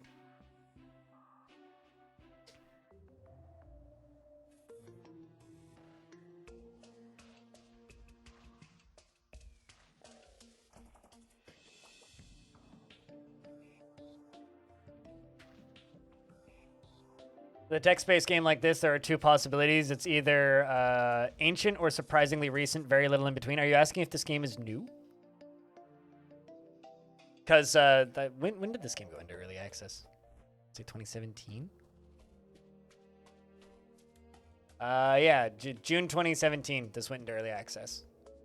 And also, profits from this game currently are going to charity. And it's like $6. So... buy the game, gift it to 4 of your friends, and feel good about it. This is like, I think that this game is just going to be my holiday stocking stuffer for people that I know. I'm just going to gift this game to like a dozen people. But, because I do have some friends who have it on their wish list. Guess who's getting Warsim? Although I live in an unfortunate country. I live in Canada, which means I am not actually allowed to gift people in the States games on Steam, because often games on Steam end up being a little bit cheaper via transfer rates in Canada. So I'm not allowed to gift games to any countries that have more valuable currencies than me, meaning I can't gift games to anybody in Europe. I can't gift games to anybody in the States. I guess I could gift games to somebody if they're in, like, I don't know, Mexico or Australia, but it's one of those, like, annoying Steam bureaucracy things where it's like, well, I can't. Even if I want to, I can't. Even if I want to, I can't. Well, there's only 9 people in the throne room, so let's go there. And then I don't hit the button I was thinking I was going to hit. 7.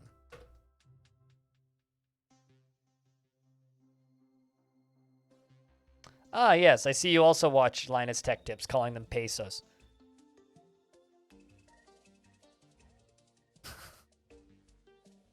Yeah, that too. You enter the throne room and take your place on the throne of the North Pole. You are told that there is currently 9 people waiting to see you. You were visited by a young boy who has a beautiful hat on, and he says he really wants a coin so we can throw it into the magic well. Have a coin, laddie. You were visited by a traveling bard who asks to whistle you an old gnomish tune. I am a novice and I shall play you a song. All right. Sure. Play us a song. Entertain me!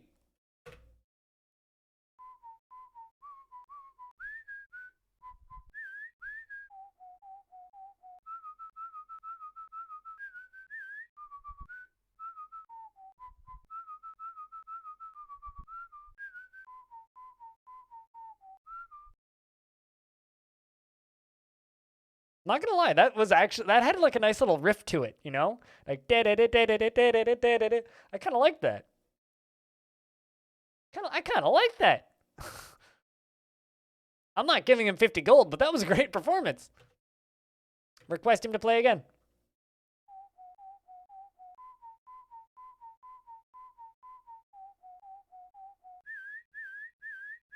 He's got like those little flares and stuff. I can't whistle like that.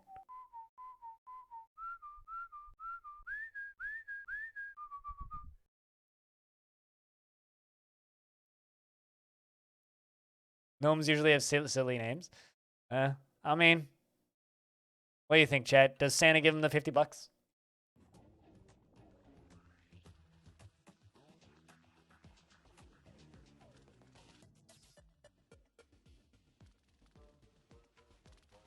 Yeah, let's give it the 50. I'm just gonna bet it on blood sports anyway. Let's ask his name. His name is Dinug. Then we'll just get better musicians showing up that ask for a lot of money. Santa needs $50 for the betting. It's fine. We'll rig the bets. Ask him leave your court. There you go. He digs nugs. He digs nugs. Yes, he's Doug Nug.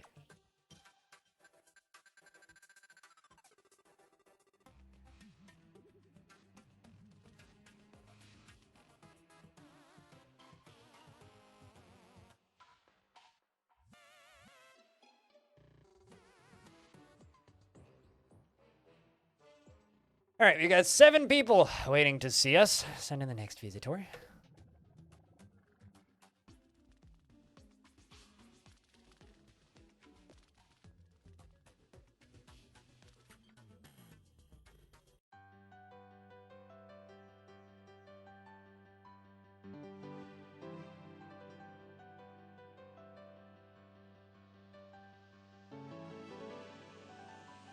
You are visited by a one-armed beggar who claims one of your soldiers threatened to burn his village down.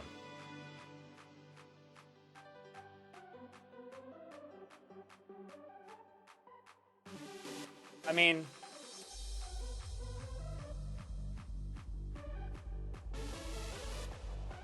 that's all I have to say to that is, Sounds like a lie to the dungeon. It's 1 gold, though. Also, this is about the part where this soundtrack gets a bit too intense. Into the breach. That's good. Bit too dancy. One is just one. Yes, just one gold. Have a gold. Your order reparations paid, and the gold is accepted, and then the one-armed beggar grins and leaves your court overjoyed. Enjoy your loony. You were visited by an old man who asks if you could spare a few coins. Okay, I have a question. Why do they all have 12 kids? It's always the 12 kids are starving. Never 10, never 5. It's 12. It's always 12 kids. It's always an old man with 12 kids. I've had so many 12 kids. So many rounds of 12 kids. You should ban begging from the throne room. But we're Santa. We have to give presents to the people, man. I have to give presents to the people and bet on blood sports. That's what Santa does, right? Maybe 12 kids is the cultural norm, perhaps. That's why so many of them are begging. I've had so many of these dudes show up in my throne room with 12 kids. Also, chat, I hear from a certain rumor in the rumor mill that an Outlander 34 made this game. So, just throwing that out there. Have 38 coins, I suppose.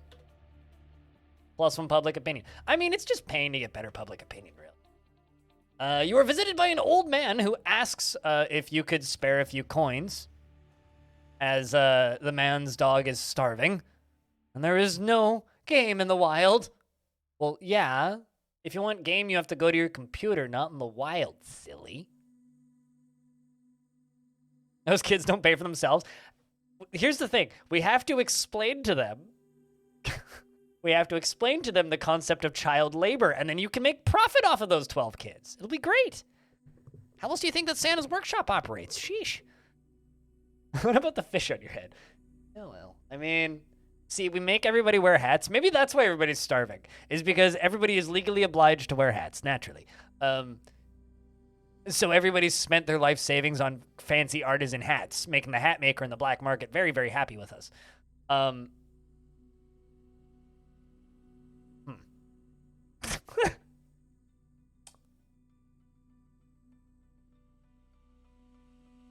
Have the 2 gold coins, I suppose. The old man smiles and says good, then leaves. I don't even get any public opinion for that one. Come on. You were visited by a southern herbalist who claims one of your soldiers broke his fence and seeks reparations for the fence, saying it was passed down his family through generations. Do you think they bring that fence with them when they move?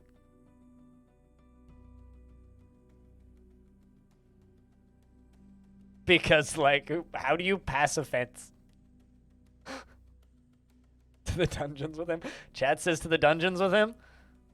I guess I'll have to let chat win this one. Plus 1 prisoner, and he says, I'll kill you, I'll kill you. All right, we're actually not imprisoning him for breaking the fence, for getting his fence broken. We are arresting him for threatening Santa. He did say he'd kill us. Vin! Thanks for gifting a sub to Outlander, who allegedly made this video game. Maybe they lived there for generations, but you don't pass a fence down.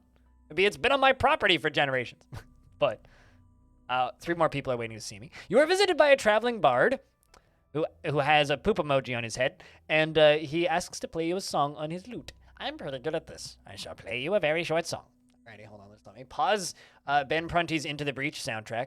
And Windslayer, thanks for the raid. What's up, dude? Long time. How you been? And we're going to listen to the song.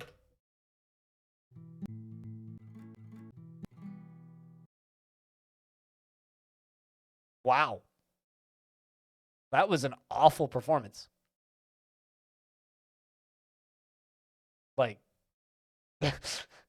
even by my standards, that was bad. After that Whistler, like, man, nowhere to go but down, Christ.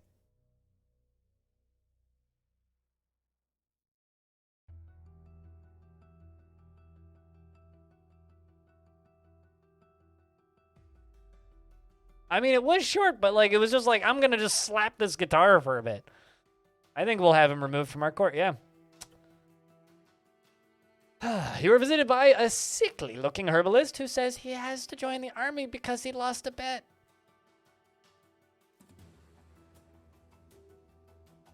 I mean, Anonymous, you should listen to the video that I did with the developer of this game, because there is a part where he literally does state that it's just random notes played at random, completely at random, with no like thought behind it. So I have no problem with slamming that particular bard's ability to throw around random musics. Is he related to the other herbalist? You could smell a conspiracy. Me too. But also, I will allow him to join because who doesn't need more peasants? Last visitor. You were visited by a young gambler who wants to join your army because he desperately needs gold. Okay. That's your prerogative, sir.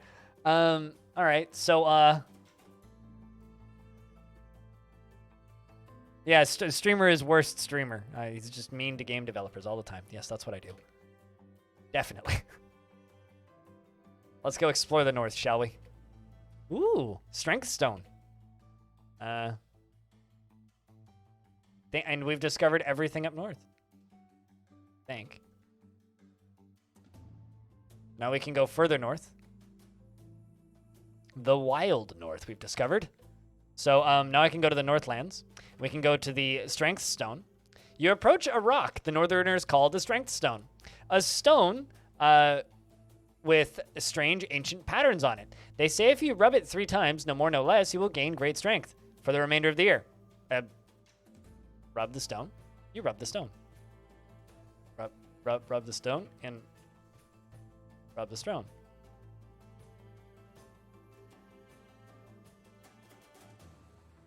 All right. So now we have the strange green mound and the black bank. Let's go to the strange green mound. You approach a bright green mound. It's empty, but you get an odd feeling about the place. Something is not right here. All right.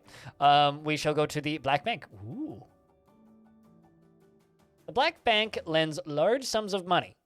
However, failure to pay it back within 5 years results in death. No one has ever escaped an unpaid loan from the black bank. Ooh. I wonder, what is their,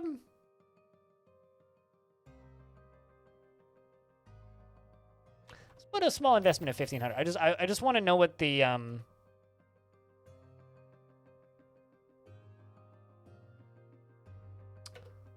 or rather, I want to know what their, what's the word? Interest rates are, or if they even have any.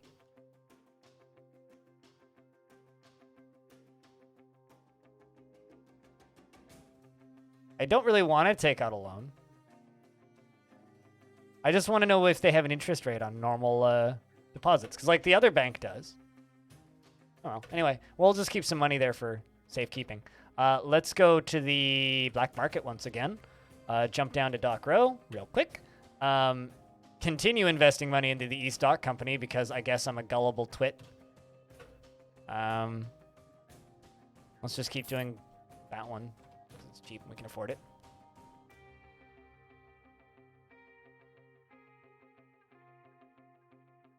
I mean, they might have just like a 0% interest rate too. Like there might just be no interest.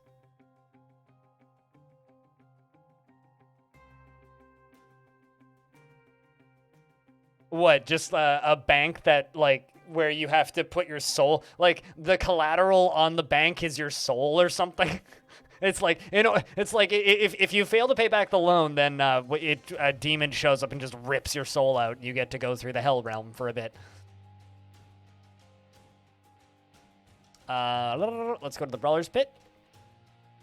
And bet on a fight. Lucky fighter versus a veteran band. I'm gonna go with the Brawl Pit veteran. I have 1,000.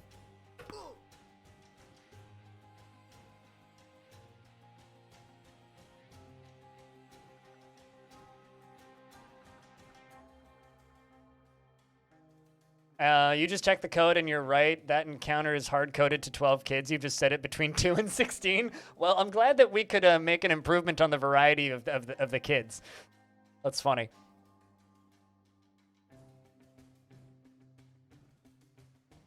Lucky fighters are way more likely to get crits. Yeah, but like, I mean, we're also gonna lose this one, so. But they do seem to be relatively evenly matched-ish. Bonk. Yeah, we lost that one. All right, that's fine. Definitely going on Tarek, the thick-skinned veteran brand, instead of Untgur, the frail veteran bandit. Let's bet 2,000. Oh, that's 200. Well, that's a small bet. That's fine. The thick-skinned veteran bandit gets a solid hit on the opponent, bringing him down to, like, no HP already. You just literally, you need to poke him. Okay, there we go. We get 400 gold. Next one. I mean, something's wrong with your head over there, man. You okay? That kid's got a real big beard. I think that's a beard.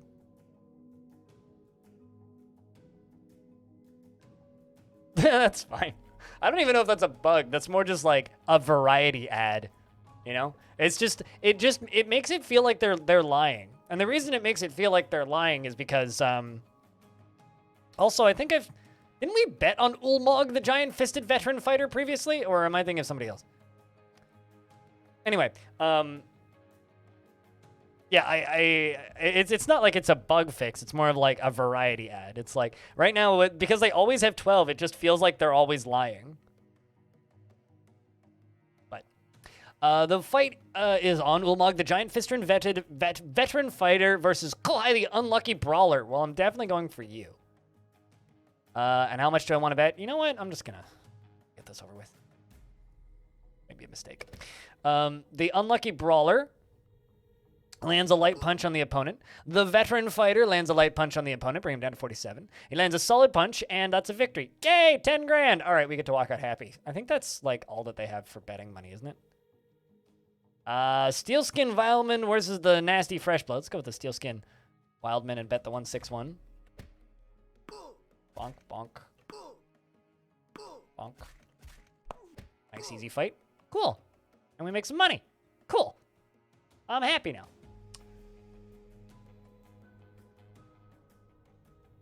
Bet on the giant fisted guy. They do more damage and have huge hands.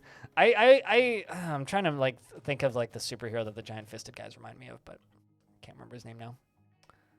All right, so we've already nuzzled the strength stone.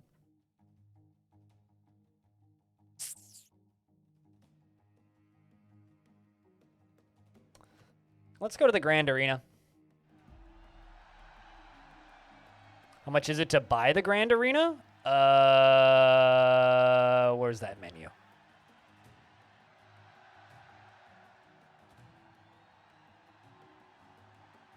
I want to stop taxing you. I wonder what happens if I stop taxing him.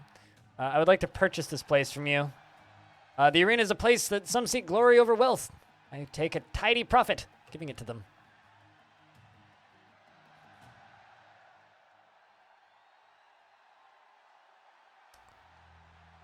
A lot of money.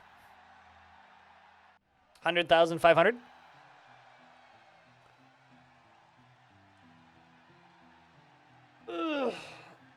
Expensive is how much. I mean, he is untrustworthy.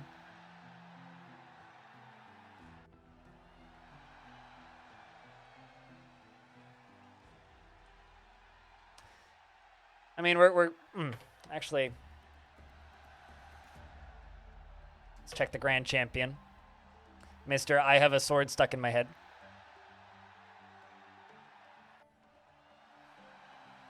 His strength feels low. 137.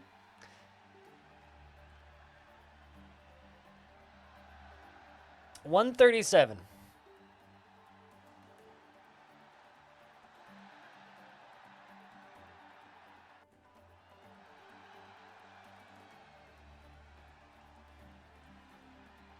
Real? Well, like if you don't have any money in your bank account? Oh, that's kind of funny. You could literally like ask to speak with the manager. I mean, I really should put all my money in the bank so I don't bet it in the arena is the thing that I should actually do. I've gotten in a couple times without paying, too. There's been a couple times I've just walked in, and they're just like, they miscounted your money, and you pay half the amount. That's happened a few times.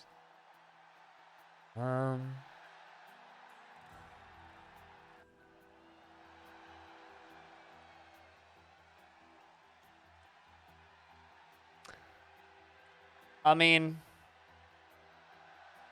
So, chat, we have Sir Kreider, the Umrison, or Sir Durd, the Spear Tip.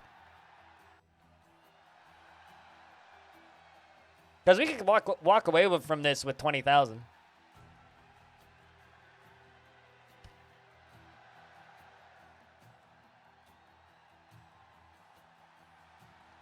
That's the question.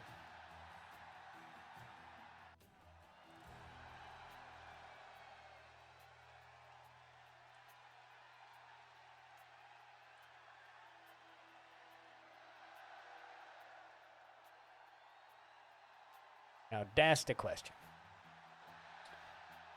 I think I'm going to bet on Sir Kreider because he's had some kind of ridiculous fights. We're going to bet 7,500. Actually, you know what? Fuck it. Wish me luck, chat. We're going to need it. This is going to set us back pretty far if we lose. Sir Kreider, the current champion who I am betting on, versus Sir Durd the Spear Tip. For every day, Squug, every day. The gates slide open and the two fighters both quickly dash out towards each other, ready to spill some blood. The crowd are ecstatic. And cheers and roars of the crowd echo for miles around. Sir Kreider, the Umrushan, strikes Sir Dude Spear Tip as hard as possible. Minus 43 HP. Spear Tip swings. Slightly misses. Kreider blocks and hits Spear Tip. Minus 11 HP. Sir Durd Spear Tip gets a fairly light hit on Kreider. But then Kreider gets a lucky crit from the looks of things and brings him down by 57 HP. Spear Tip stops for a moment and nods at Sir Kreider. Kreider shouts, "Are you going to fight me or what?" And he holds up a blade high in the air for the crown. And Spear Tip strikes him in the gut while he's holding his blade up because he's a big dummy. Sir Kreider blocks and hits Sir Durd the Spear Tip. And then kicks Sir Durd the Spear Tip back. And then points a blade towards Sir Kreider and grins. Durd Spear Tip gets a hit on Sir Kreider. And shouts, "You should have chosen a different profession." But as he's shouting, because once again he's got a big mouth, he gets hit in the head by Durd Spear Tip for 54 HP. And then gets a second one on the head. Speaking of big wins, Dragon Man, congratulations. Jack, can I get a round of beers for Dragon Man? Getting that 5,000 ticket payout. Sir Durd Spear Tip quickly blocks a hit from Kreider. And he takes more damage. Gets a fairly light hit. And we lose 9,500 gold. Bad days. Our grand champions suck. We pay 25 gold to watch the fight. I guess I will bet on this pacifist beast Corpse Lord. We'll bet 35 gold. Wow. Let's bet 1,000 gold because we got to make our money back. Pacifist brown Corpse Lord versus a peasant. They stare at him for a moment. The Corpse Lord looks around a little concerned. And then cracks a grin. And dies. Because an angry crowd member leaps forward and stabs the pacifist brown Corpse Lord in the head. Then he turns to the crowd and says, "What? I had to do something," before running off. That's funny. All right. So I guess I'm now going to bet on Radlac, whatever this person is, and we'll bet 110 gold. The gates slide open, and the two fighters both quickly dash out towards each other, ready to spill some blood. The crowd are ecstatic, and the cheers and roars from the crowd echo for miles around. Stab. Stab. Stab. Stab. Overkill. And we lose all of our money. Well, let's try to watch a fight. We don't have 25 gold. In fact, we're broke, even. You cannot afford an entry fee, and you are met by the ticket attendant who greets you and says, "Hail, my saint! Do you not have the gold for a ticket?"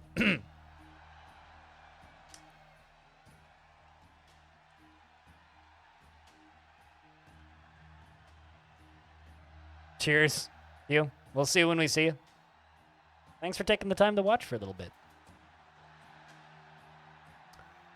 Huh. Those fights were rigged. Oh, I agree. I demand to speak to management. The startled attendant says, "Right away, my saint." You are greeted by the arena owner, named Maggot the Untrustworthy Raider. He says, "I see the precedent, my saint. Don't worry about paying anything this time. No entry fee paid, -1 public opinion." Also, Dolop the imposter? Were you an imposter of? Must have been an imposter because he's dead.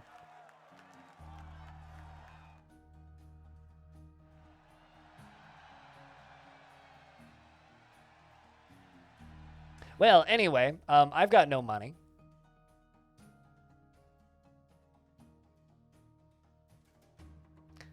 So I guess what we could do is just end the current. Let's just end the current year rather than spending what's in my bank account.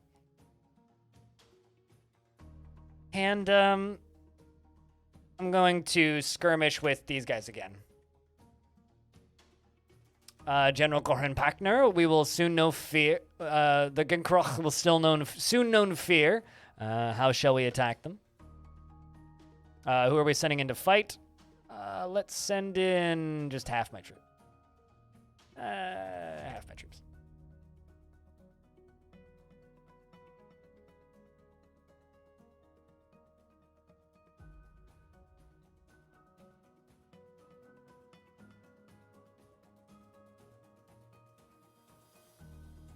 All right, my saint, do you wish to watch the battle take place or just hear about it afterwards in the battle reports? Yes, I wish to watch the battle. A foggy night sky shrouds the battlefield before the two armies clash. Moderate likelihood of weather events during battle.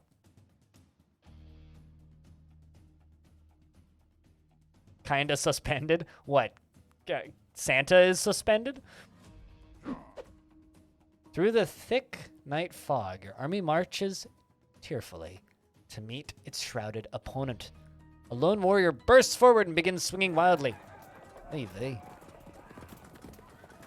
That's a lot of losses that we just got. But we're starting to actually break through, and we're forcing them back a little bit. They feign withdrawal and manage to get you to move out of the better position before turning back and attacking. We managed to form an effective pincer and overrun your flanks. This fog is like real brutal. About that. Wait, what? What's up? It's good to see you. The rebels are attacking us. I really don't want to watch it. The skirmishing force of the rebels has trampled your forces and won the battle. That's not optimal. My saint, Grinko, have marched on us. Do you want to watch the battle take place? Sure. 49 defenders prepare for the battle. This is suboptimal. We lose a land, and they get one of our lands. A new minor bandit group has arrived. Interesting. Although we made some money in the treasury, so that's good. The Eastdock Company venture was successful in earning you 1,900 gold. Cool. You receive 478 gold in rents from the 8 lands. Well, I mean, money was actually pretty good this year. We got caravans from the Wagon Man. We did get some interest in our banked gold. We did get 30-something soldiers. Although, unfortunately, fires during the reindeer race celebration have killed 9 people.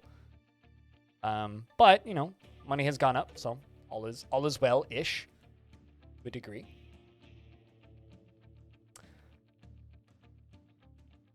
Chat, I'm just going to quickly stand up and use the restroom. I've been streaming for 3 hours and I haven't taken a break, so I'm just going to quickly go pee.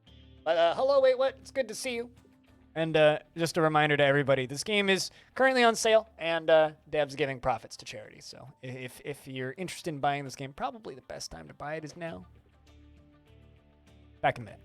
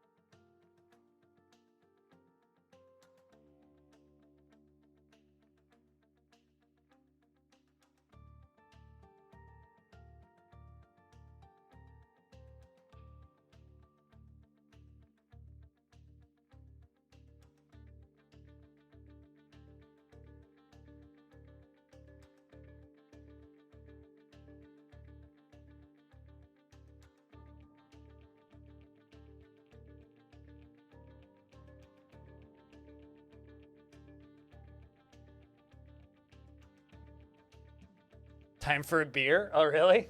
I actually have beer in my fridge for once, which is kind of rare for me. But I have an IPA, and I also have a bottle of kind of cheap whiskey to make Irish coffee with. But all right.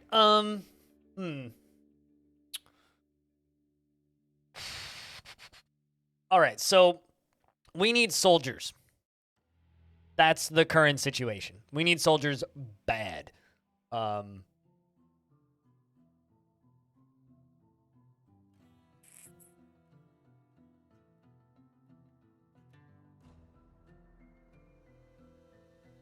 Yeah, I put a tiny bit of whiskey in my coffee this morning, which was nice, but like I'm barely even buzzed. I kind of did that just to wake myself up because like I saw The Matrix last night, so I didn't get home until about 1 o'clock in the morning, and I wake up every day at around 7, so I didn't sleep that much last night. It was fun though. It was good to go see The Matrix. It's nice to feel alive, even if briefly.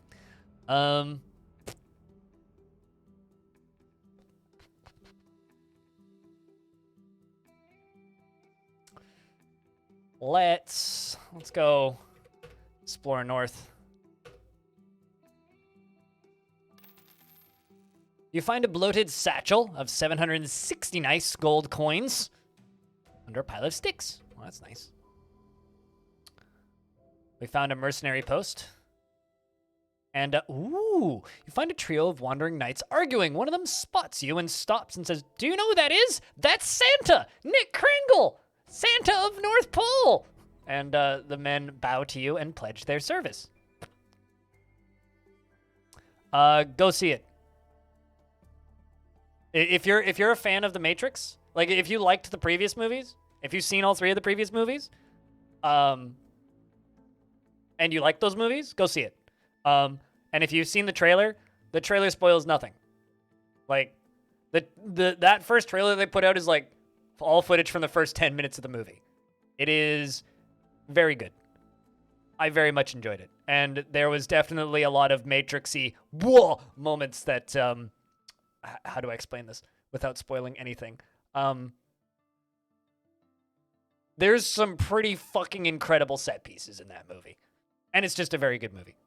I really, really liked it.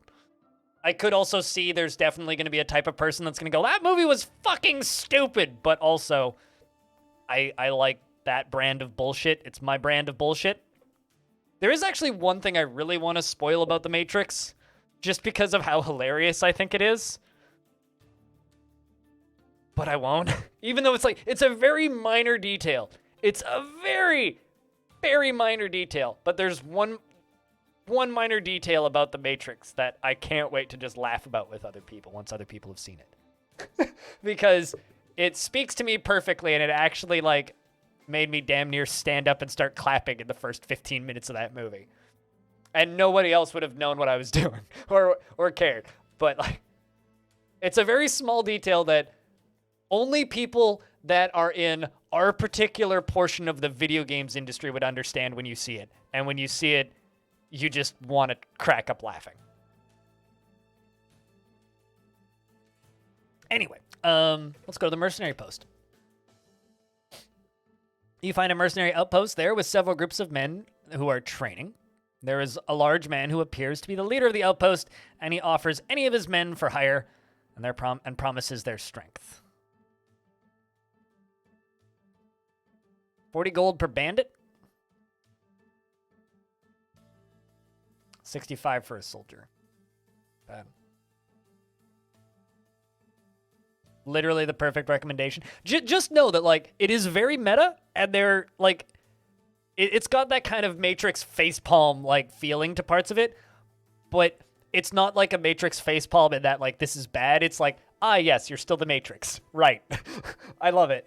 So, I mean, if you're into the particular brand of bullshit that is the Matrix, it'll be stuff that you love, and it's very good. And they make good on, like, almost everything.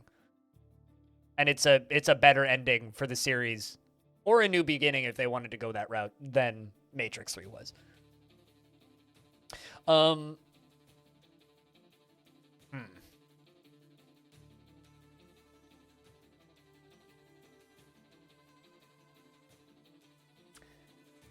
Well, we got to go back to the black market regardless. Jump down to... Let's go to Dock Row. Let's go to the East Dock Trading Company, arrange a shipping venture. I wish I could just buy the East Dock Trading Company. And we're going to trade an Orcish Ale, which for 1,500. Let's go to Black Row. Let's go to the Black Row Tavern. Why not? It's the holidays.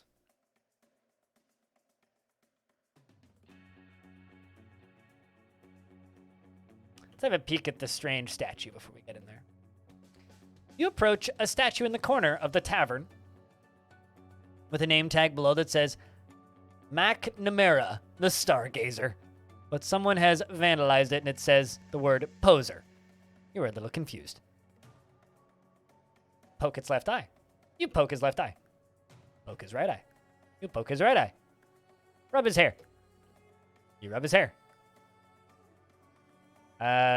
Poke the Stargazer in his hand. Pull his thumb. Pull his right ear. Pull his left ear.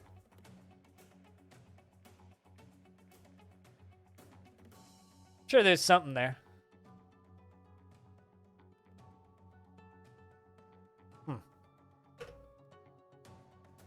Let's have a drink.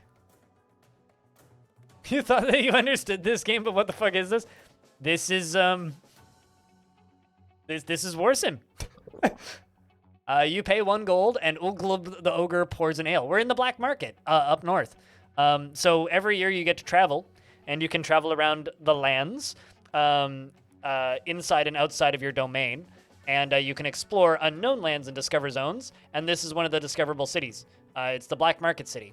It's run mostly by bandits and pirates and smugglers, but you can go and have a drink at the tavern, or play tavern games, or stare at a statue, or throw money into a well, or invest money in illegal trade ventures, which I just did. You spill the last of your drink all over yourself, minus from public opinion. Let's have a drink of Oglub's Special Brew. You pay 3 gold, And the ogre pulls out a mug and fills it with a strange broth filled with strange bits. And what it looks like a goblin's toe. You don't question it and drink the ale in one. It's not great, but it could definitely be worse. We're tipsy now. Now that we're tipsy, let's speak with the bartender.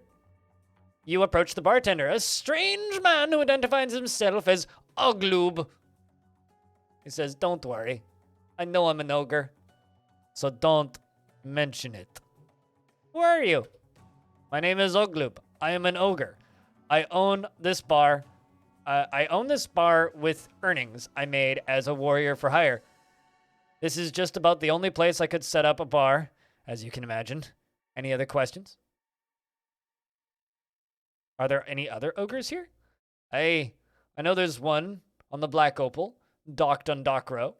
Aside from that, I see the occasional mercenary groups pass through, with an ogre or two. They are always surprised to see one of their kin running a bar." Ogres have layers?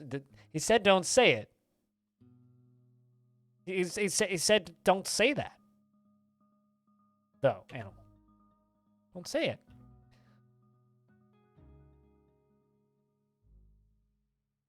"What drink do you have on tap?" "We've got regular air and something I've been brewing myself. I haven't had a lot of takers, but the drink is so strong it'll knock a dwarf's beard off." Damn. No wonder it gave me +2 drunkenness. "What's with the statue in the corner?" That old thing. Statue of a man called McNamara, the Stargazer. He was one of the founding bandits who formed the modern black market and posed for statues and busts so frequently they began calling him the Poser. It wasn't long before they stopped calling him that on the account of him cutting their tongues off. And I also heard he was good at playing the banjo. Not sure how much truth there is to that, though. Well, he's dead now, anyway.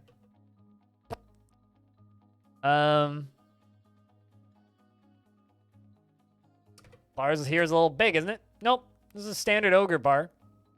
It's just that I'm here serving all of you peewee baby humans. Noted.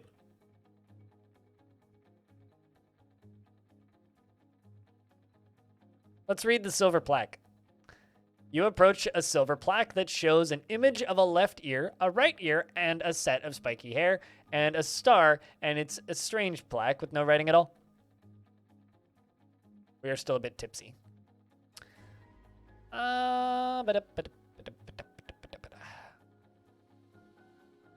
Visit the Raging Bookshop.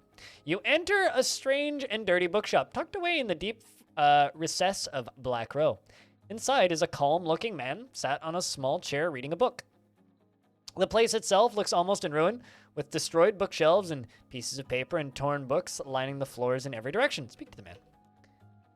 You approach the man and he looks up and says, "Welcome. What do you want? Who are you?"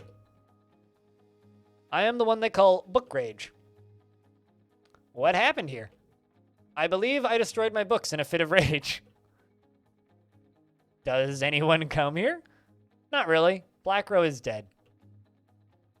"What do you do here?"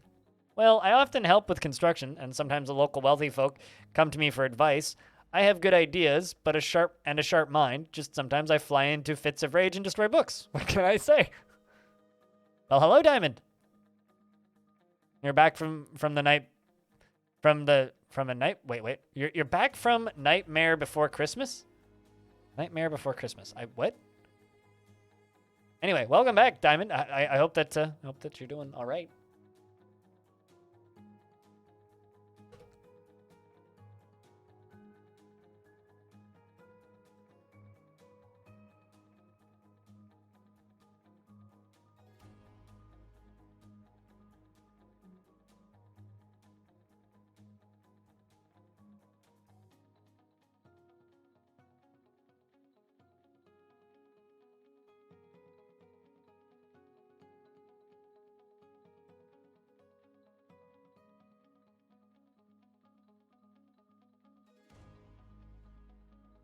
The Book Rage, yes, the Book Rage. Nightmare Before Christmas. I don't actually know what that movie is. Internet money is green today. What does that mean? Unless you're referring to crypto.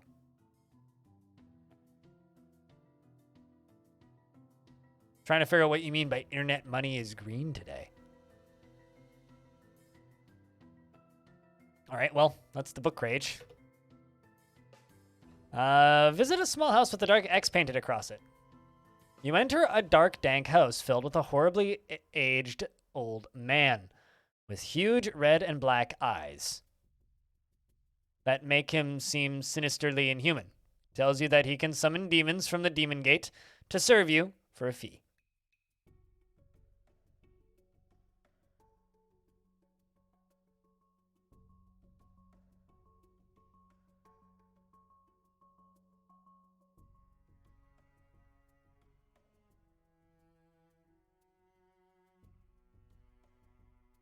Oh, wow, you're not wrong. Internet money is indeed green today. Happy holidays, I suppose. Eh. Neat. I guess people are buying Bitcoin for Christmas. A dank house. Yes, that's what it says. Naturally. It's a dark, dank house. Yeah, but they're not necessarily invincible demons.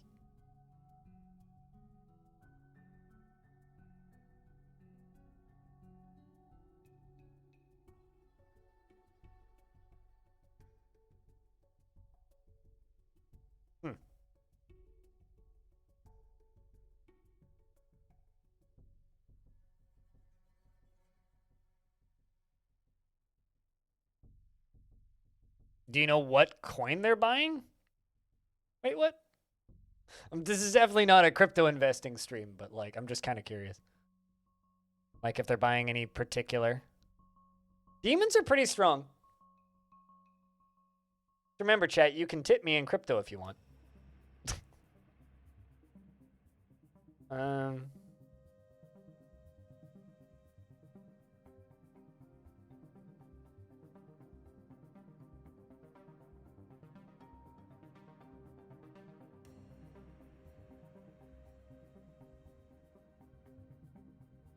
Also, for some reason, I don't know why my brain just, like, forgot that Nightmare Before Christmas is a movie. I don't know why, but my brain just completely forgot about that. It's funny because, like, Bitcoin is the worst one to use as a payment currency. It's like trying to pay for your coffee with a gold bar. It's just kind of stupid and heavy and expensive.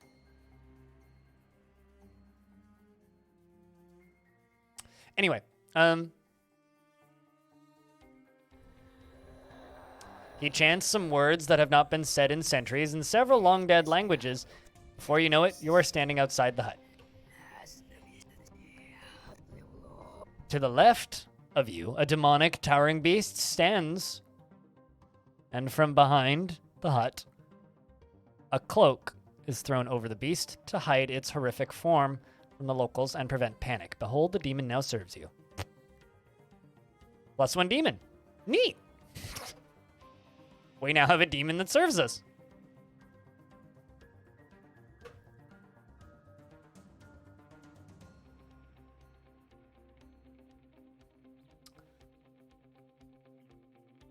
I'm assuming that's just gonna join my military, right?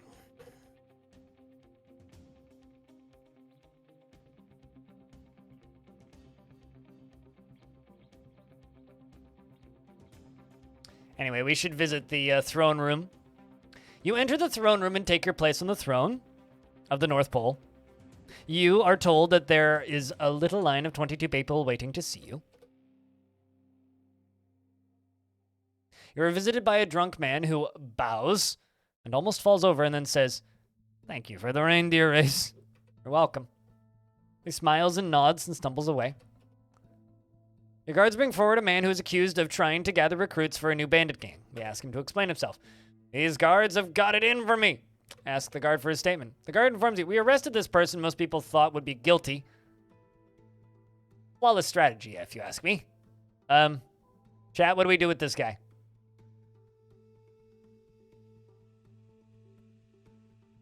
They arrested the one that they figured would be guilty.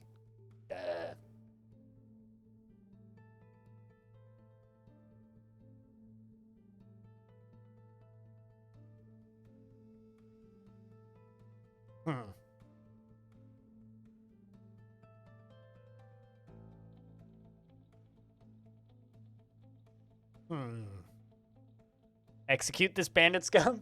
Chat's just going full. I mean, I think I'm just going to arrest him. It's believed the man was innocent. Ugh. It's a good thing I didn't kill him. Your guards bring forward a man who is accused of making jokes about you. Ask him to explain himself. Santa will do as they does.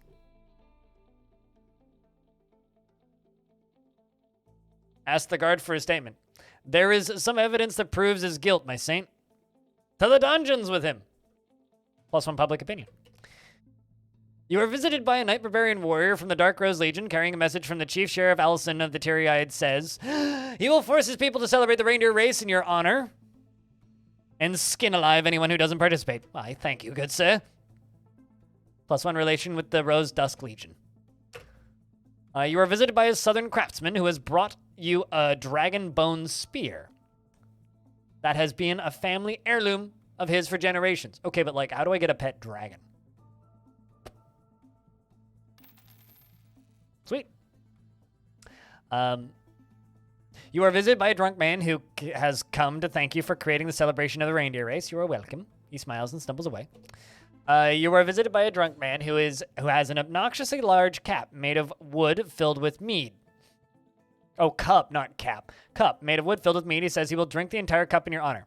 What do we do, chat? Naturally.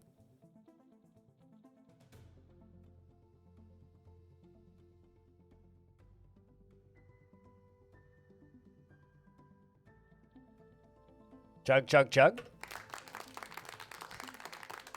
The drunk chugs away. It takes a little while, and you can see some contemplation in his eyes, but eventually he finishes the cup, and the court applauds him. Send in the next. You are visited by a man who is wearing one of our glorious hats that we designed ourselves, by an armed man who says that he has visions of fighting on the battlefield for the North Pole, and he wishes to fulfill them. Okay, man. This is good. Finally, I can get my hands on a weapon before letting out a crackle. You're visited by a man with a fish on his head, who claims to be a stable hand, who says that one of your soldiers stole a gold coin from him while he was sleeping. Blink, blink, blink, blink. Okay. You pay him back. He accepts, and then he leaves with a grin on his face. You are visited by a townsman who is followed by 4 young men. Hello, my saint. My boys are old enough to serve you, but it is sort of working on the... It's the good sort of working in the employ of the saint and less likely to have your wage go missing.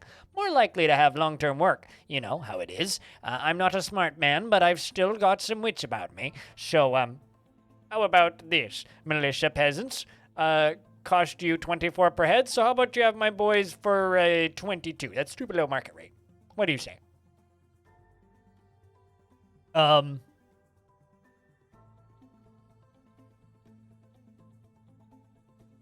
No?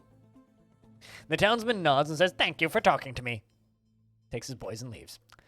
You were visited by a drunk man who says, who looks around confused and says, this isn't the tavern. Oh, hello, my saint. How do we say hi to this man?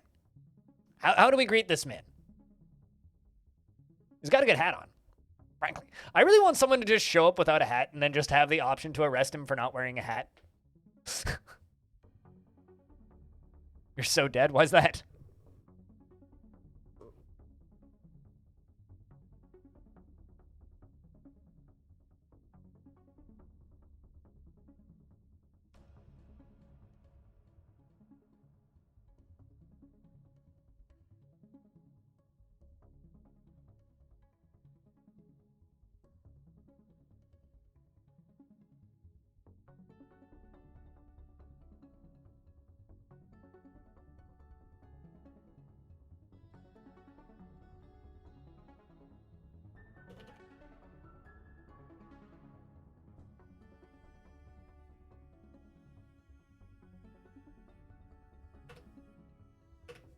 Chat, I just accepted something I haven't accepted in a while. I just accepted an hour of paid stream time for Earth Defense Force 5.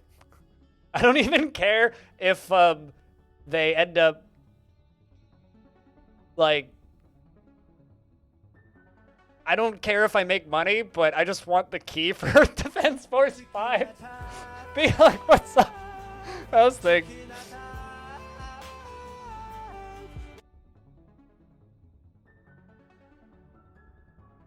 To defend Mother Earth from any alien attack. I also sent Hobo a DM asking if he has it.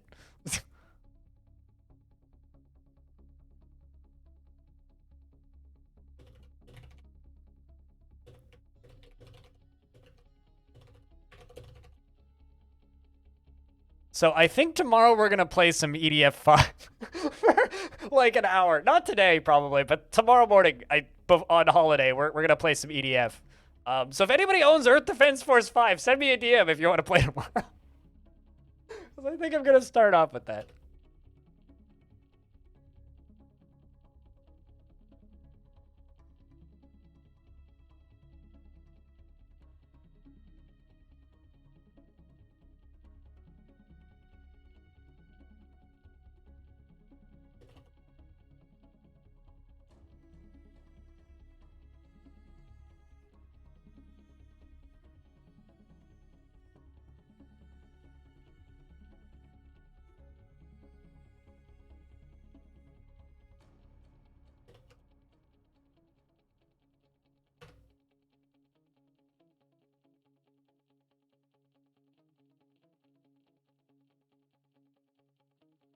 Please have it a Christmas map mode. I kind of doubt it. I mean, tomorrow we're going to do our annual Portal 1 playthrough. But I guess I'm starting tomorrow off early with EDF 5.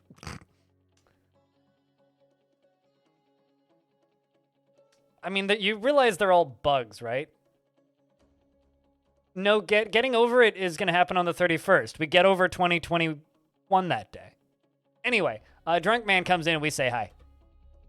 The drunk nervously smiles and then apologizes for the interruption quickly before leaving.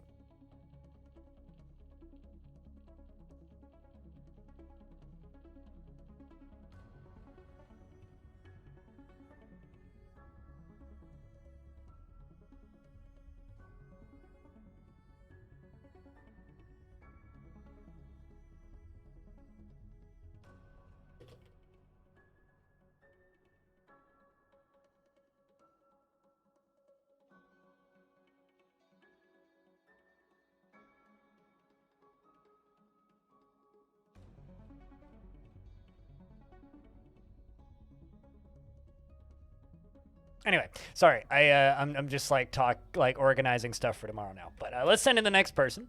Mayak the Maleficent comes from the Orange Scion Mindwalker Union, and they say, carrying a message saying, Vahar the Carnivorous wishes you a wonderful reindeer race celebration. Thank you.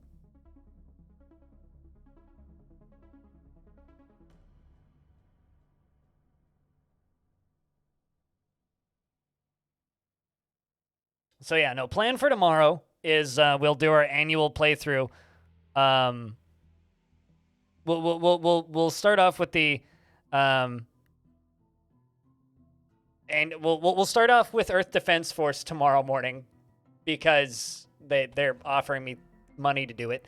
And then and also I wanted a key for that anyway, so fucking winning, I guess. And then we'll play and then maybe we'll listen to some records for a bit, and then we'll do our annual playthrough of Portal. That'll be the plan for tomorrow, I think. And then we'll just chill in the evening, and then we'll just chill for a bit probably, and then after that, then I go on vacation from the 25th until the 30th, and then after all of that, it's not quite a bag of money. It's a pretty small bag of money. There's a reason I don't actually. There's a reason behind why I don't actually accept that many sponsorships these days, and I can be really honest about what it is. Look what my view count is. Yeah, it's not worth my time anymore. My view counts used to be a lot better when AutoHost still did things, but ever since the AutoHost change, it's like, yeah, it's legit not worth it for me to take money. Like the only reason I took this one is because I want Earth Defense Force without having to pay for it. I mean, Earth Defense Force is a $80 game in Canada, And I'll take Earth Defense Force 5. But I'm not even making the cost of the game from that. Even if somehow we manage to get the full payout, like, I wouldn't even get that. All full price games are $80 in Canada. I mean, actually, I can confirm that. Show it to you. Earth Defense Force 5. Never mind. Sorry, it's a $70 game. It's $68.99. It is 55% off right now, though. So it's currently a $30 game, but.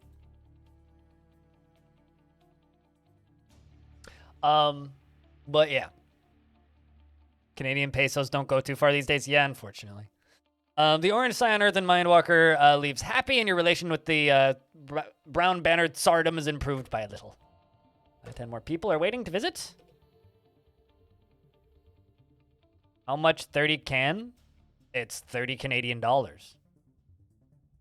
What kind of question is that? You are visited by a brown coast corpse lord from the Pincer Granite Blood Court, carrying a message from the Crimson King Quothki and the ancient isle, and he says he will force his people to celebrate the reindeer race in your honor and skin alive anyone who doesn't participate. Why, thank you. You're visited by a drunk man who appears to be hiccuping uncontrollably. I have a solution for hiccups. Off with his head. Have the man sit down. Chat, what do we do? The jerk? I mean, they are kind of evil. So that checks out, Stone.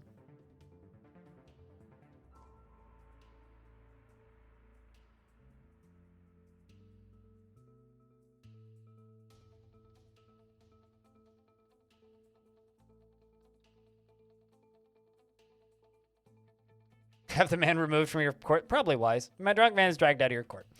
You are visited by another person, and you get visited by a disgruntled soldier who says he had a nasty near-death experience and want 91 gold to compensate it, or he'll leave. To the dungeons with him. -1 soldier. You are visited by a bald farmer who claims... How do we know that you're bald? Do you have a hat on? By a bald farmer who claims your soldiers punched him. Right in my snout. Blooming hurt as well. I reckon I deserve a little reparation for that. All I did was ask him if he knew where the nearest tavern was. What a blighter. Okay, have 3 gold. The order of reparations to be paid, the gold is accepted, and then the bald farmer begins laughing and says, thank you, you're the best. You are visited by a hiccuping drunk man who says, great one, you're allowing us this wondrous celebration of falling asleep and stood up in court. He fell asleep. Have him taken to a nice room to sleep. Have him, the sleeping man tossed out of the court. Have the sleeping man dropped off on a nearby hay bale to the dungeons with him. What do we do with the sleeping man who fell asleep in my court, chat? Sometimes. It depends on the hat, though. I would say it depends on the hat.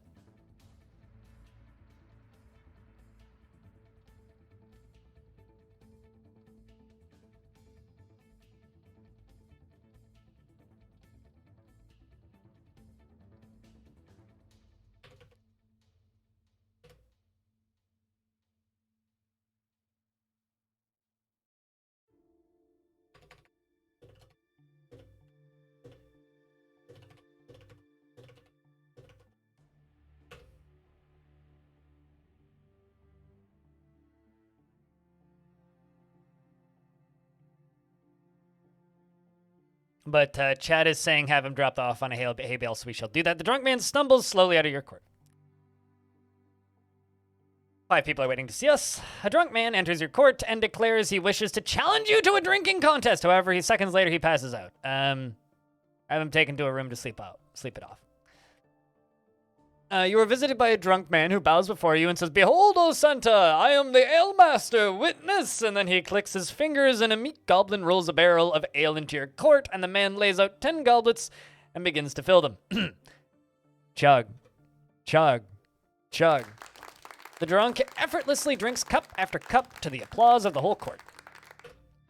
You are visited by an armed man who says he wants to join your army, and he has long awaited this moment to fight for his homeland. Okay. +1 soldier. Well, I mean, we arrested a soldier earlier, so it's better. About time we do that. You are visited by a drunk man who looks around confused and says that this isn't the tavern. Hi, we respond.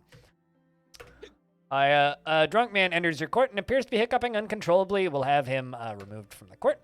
There's currently no one waiting to see us. Hallelujah. I mean, we did have the biannual reindeer race celebration. Actually, I think it's every 3. But anyway, we had the reindeer race celebration, so naturally, there was lots of that. I mean, but we've literally allowed free drinking as part of the reindeer race. So yeah, we need more men, Glad Alex, real badly. So it's time to go to the north and go for the fighting pits and try and win some money. Let's bet on a fight. Unlucky veteran fighter or the thick-skinned Northman. I'm betting on the thick-skinned Northman, and we're gonna bet 7. Not 7,000. We're gonna bet 500. The thick-skinned Northman with 277 HP versus 267. They kind of swing back and forth. Looks like our thick-skinned Northman was a decent bet based on the current way the fight is going. We are definitely in the lead currently. Could, turn around at any moment, though. He's very unlucky. He misses a lot. And we get 1,000 gold.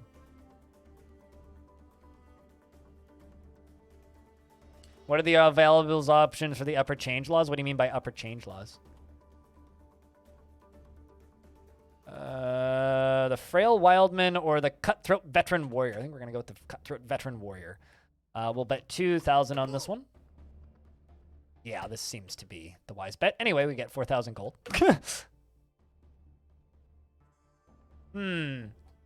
Giant-fisted Veteran Warrior or the Steelskin Veteran Bandit. I think I'm thinking the giant-fisted guy. Her economy survives due to Bloodsport. Currently, yeah, unfortunately. We're going to bet the max bet. The giant-fisted Veteran Warrior lands a punch on the opponent. The Steelskin lands a punch on the opponent. And a second punch, and a third punch. The giant-fisted Veteran Warrior lands a light punch on the opponent. Second punch, bring him down to 67. 57. Back and forth, and back and forth, and back. And Carowin, the giant-fisted Veteran Warrior, is the winner, and we win our bet. Cool. North Pole's blood sports economy is growing. We will hopefully make... I don't think we're going to be able to really invade many people this time. We're only going to be able to send in a small force of invasions. But you asked to see the laws. Change the laws of the land. Taxes and subsidies. We can remove gambling tax, which gives us a higher betting limit.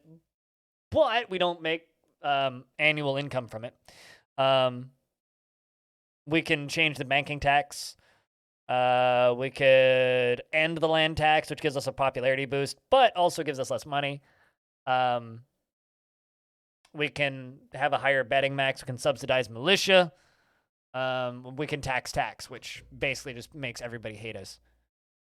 And there's social policies where we can give money to the poor. We can hire a love cult to increase public order. There's fun laws like stop forcing everybody to wear hats, but we're never going to do that. There's your mercenary policies, which costs turns, but which costs money per turn, but you can have fun things happen there. Yeah.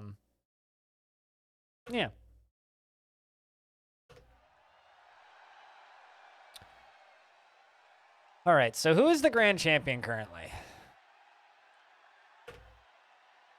Sir Dured Speartip. We're going to bet on our grand champion. So it's Speartip, who cost us money, and then there's Son of Braves.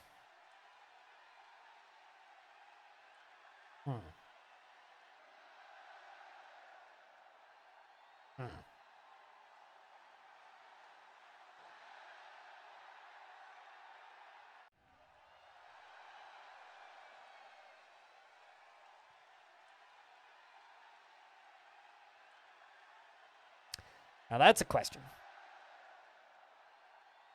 I think I'm going to bet on Sir Durd.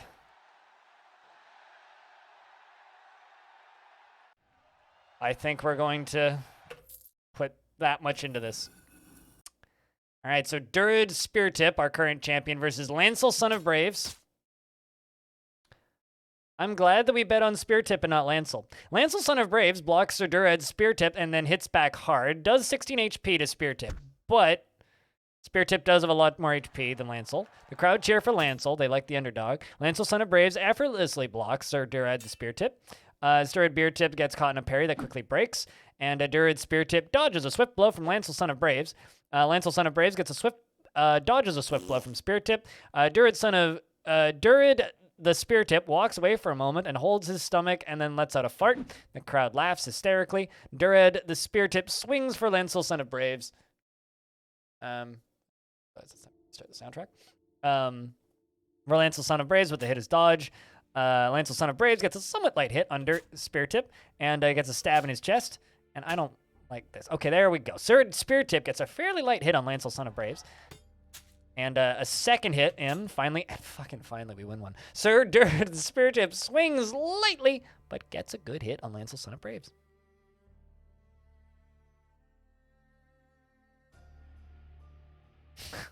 Oh, why were you betting against me, Diamond? Come on, let's go, Lancel. You can do it. I believe in you. Come on, man. Lancel, Son of Braves, is no longer among the living. The people rejoice for the grand champion keeps his title and leaves victorious while the crowd chants, Sir Durd Speartip, Sir Durd.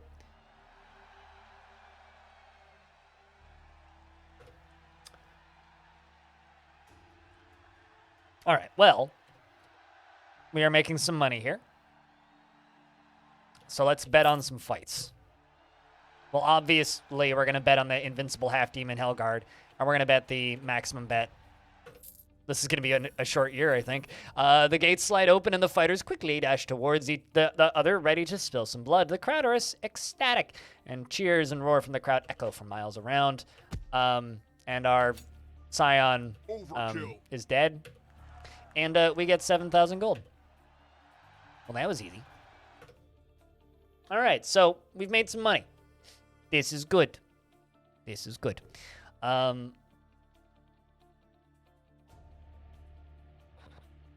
going to go to Kingdom Upgrades. And let's say Income Buildings.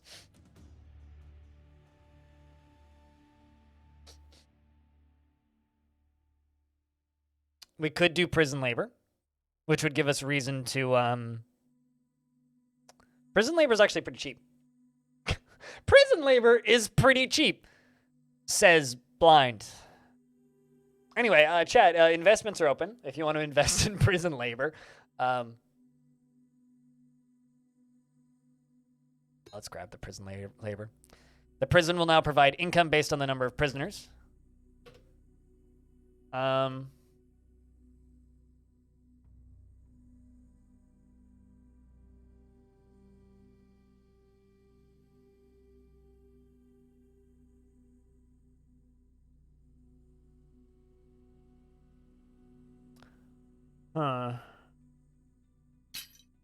Buy wooden climbing picks because they're cheap.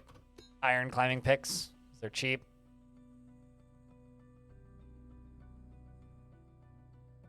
Let's recruit some units.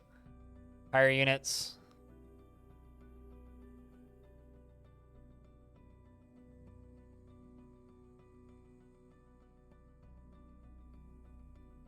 Let's buy 50 soldiers. Let's hire peasants from the local militia. Those are expensive.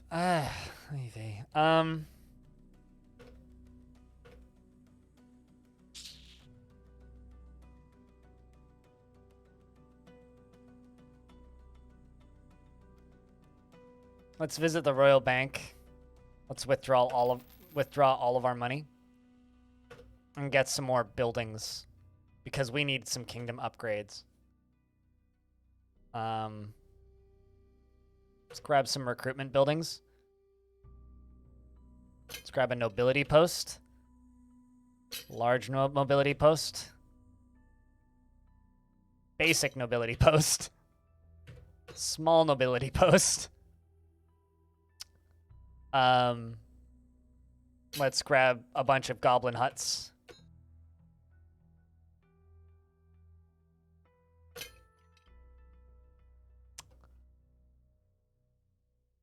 So a 2 and 3 chance of recruiting a knight each turn. And a 0 to 6 chance to recruit goblins. Excellent. We need to give our prison guards some whips for 50% more income from prisoners. And then I think that's pretty much all we can do, really, for this year. Bested only by child labor? Yeah, absolutely. Let's visit other buildings. Visit the prison. How many prisoners do we have? 194 prisoners total. View the prison labor yard. It's filled with prisoners working hard on mining rocks and other menial labor tasks, and this is how they pay us back for their crimes.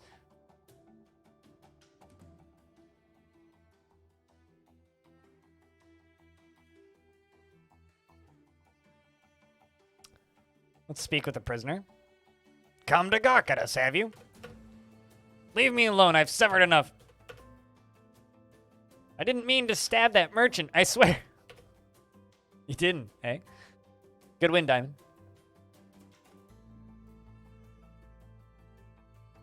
No, it's still in the black bank. I actually need to go check to see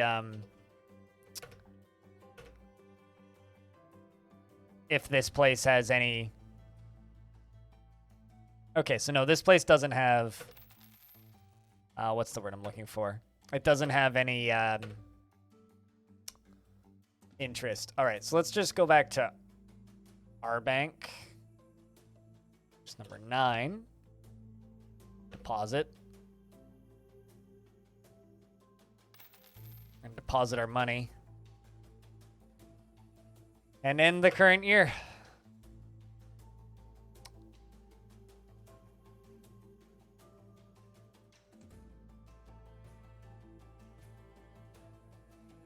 We're gonna go after the Honor Void Dusk Council. And we're going to raid them. Just send half of my troops. And yes, we'll watch the battle. There's a 25% raid defense battle strength bonus for them, and a moderate likelihood of weather effects. It's a snowy night, and the army trods slowly to meet the hostile group. A few of your men appear to break ranks, but it's a trick. Luring the enemy out of formation, and your men charge forward. Damn! Well, we get a lot of losses. The Honor Void Dust Council managed to push forward quickly and penetrate the center. And the breakthrough does a great deal of damage. Well, that went terribly.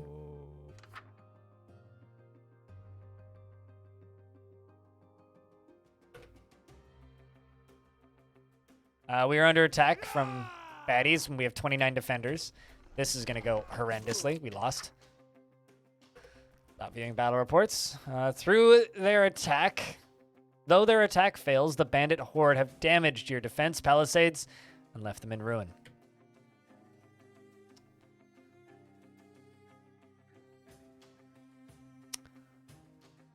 Also, doesn't look like our investments this year made us money.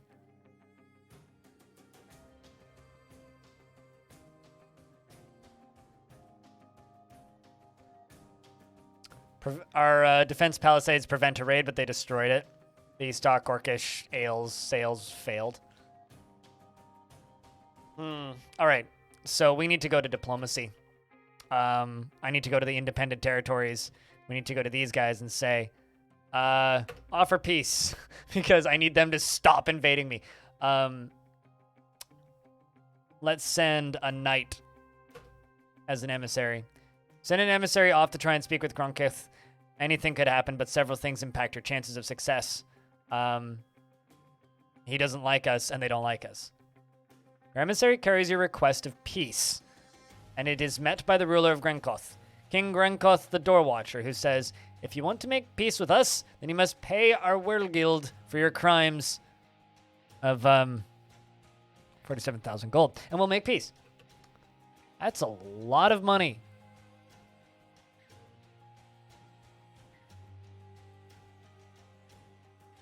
All right. I mean, I guess it's my fault for like skirmishing with them, but their troops are pretty weak.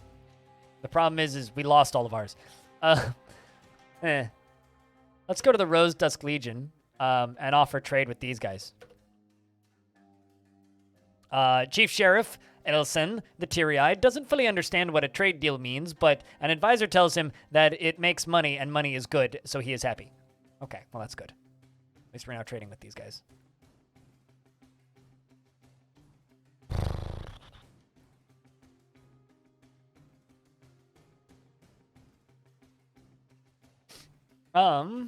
Trade and diplomacy.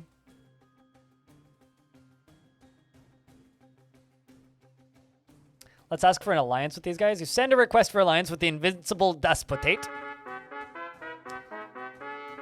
Despot Zelvis Fran, the Stone Grinder, agrees to the alliance and passed on his wishes that it results in great deal of commerce. All right, so we are now allied with the invincible demons.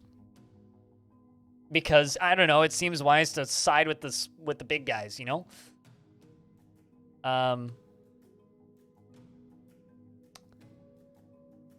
think that we're going to request military aid. Say they don't have troops to give. No! Financial aid? Okay, thanks for the 100 gold. Well, I appreciate it. All right, so the invincible Despotate are now our allies. The brown battered Sardom also seem like a wise one to potentially ally with. So let's ask them to ally with us. We send them a request for an alliance. And they are pleased to agree that an alliance with Sarvair, the Carnivorous, sends a small token of goodwill to seal the deal. We get 188 gold coins. I'm going to request military aid. Oh, well. They send one orange scion and one orange scion. So they send us 2 dudes. Well, I'm also going to ask for financial aid, and they send us some more money. Well, that's good. I mean, they still like us. They like us plenty, so it's easy enough to that. Free dudes, I guess. All right. Well, we now have 197 men.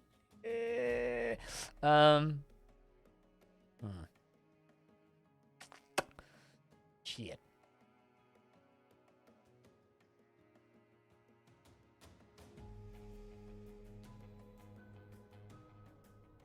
Let's offer peace with the bandits.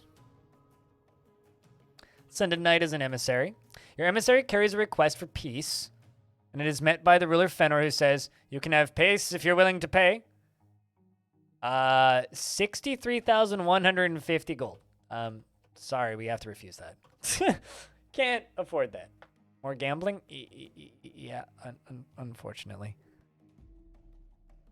Okay.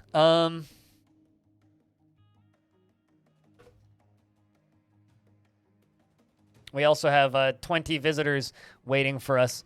So first things first, let's go to the Northlands. Head north and explore. We discovered nothing. We walked in circles. And then discovered the Wilderman village. Let's go to the Harvest Stone. You approach a rock, and some northerners call it a harvest stone. A stone with strange ancient powers on it. They say that if you rub it 6 times, no more, no less, you will have a great harvest. 1, 2, 3, 4, 5, 6.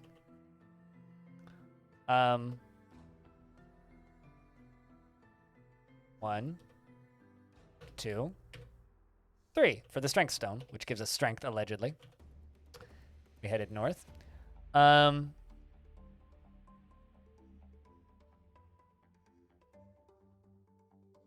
go to the oh, no, we already went to the harvest stone. Harvest stone. It fell from the harvest moon, naturally. You approach the Wilderman village, a small settlement of Wildermen. There's currently 76 Wildermen here. We approach the village. You approach the Wilderman village, and soon you noticed that you are not alone. The inhabitants stand at arms waiting for you to attack. They will not attack you. They will not speak to you. Okay, I guess we will leave. Time to go to the black market and invest in our dock row bullshit that never pays us money.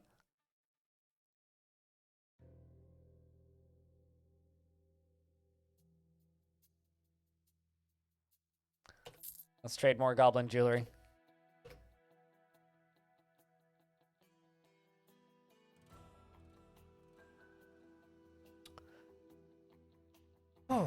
Let's back out. And chat, I think I'm gonna quickly go grab me some lunch. I have been streaming for 4 hours, which is, you know, roughly halfway through stream. It is 1 p.m., which is, I think, good time for lunch. And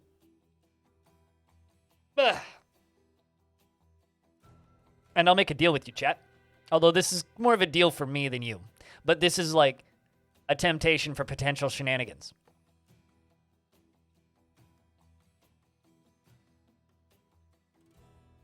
While I'm gone, you guys have the period of time that I'm gone for. But while I'm gone, getting lunch, which should take me about 5 minutes, if we can get $10 in bits or tips, or 5 gifted subs, which is a lot more than $10 in bits or tips, I'll grab a beer.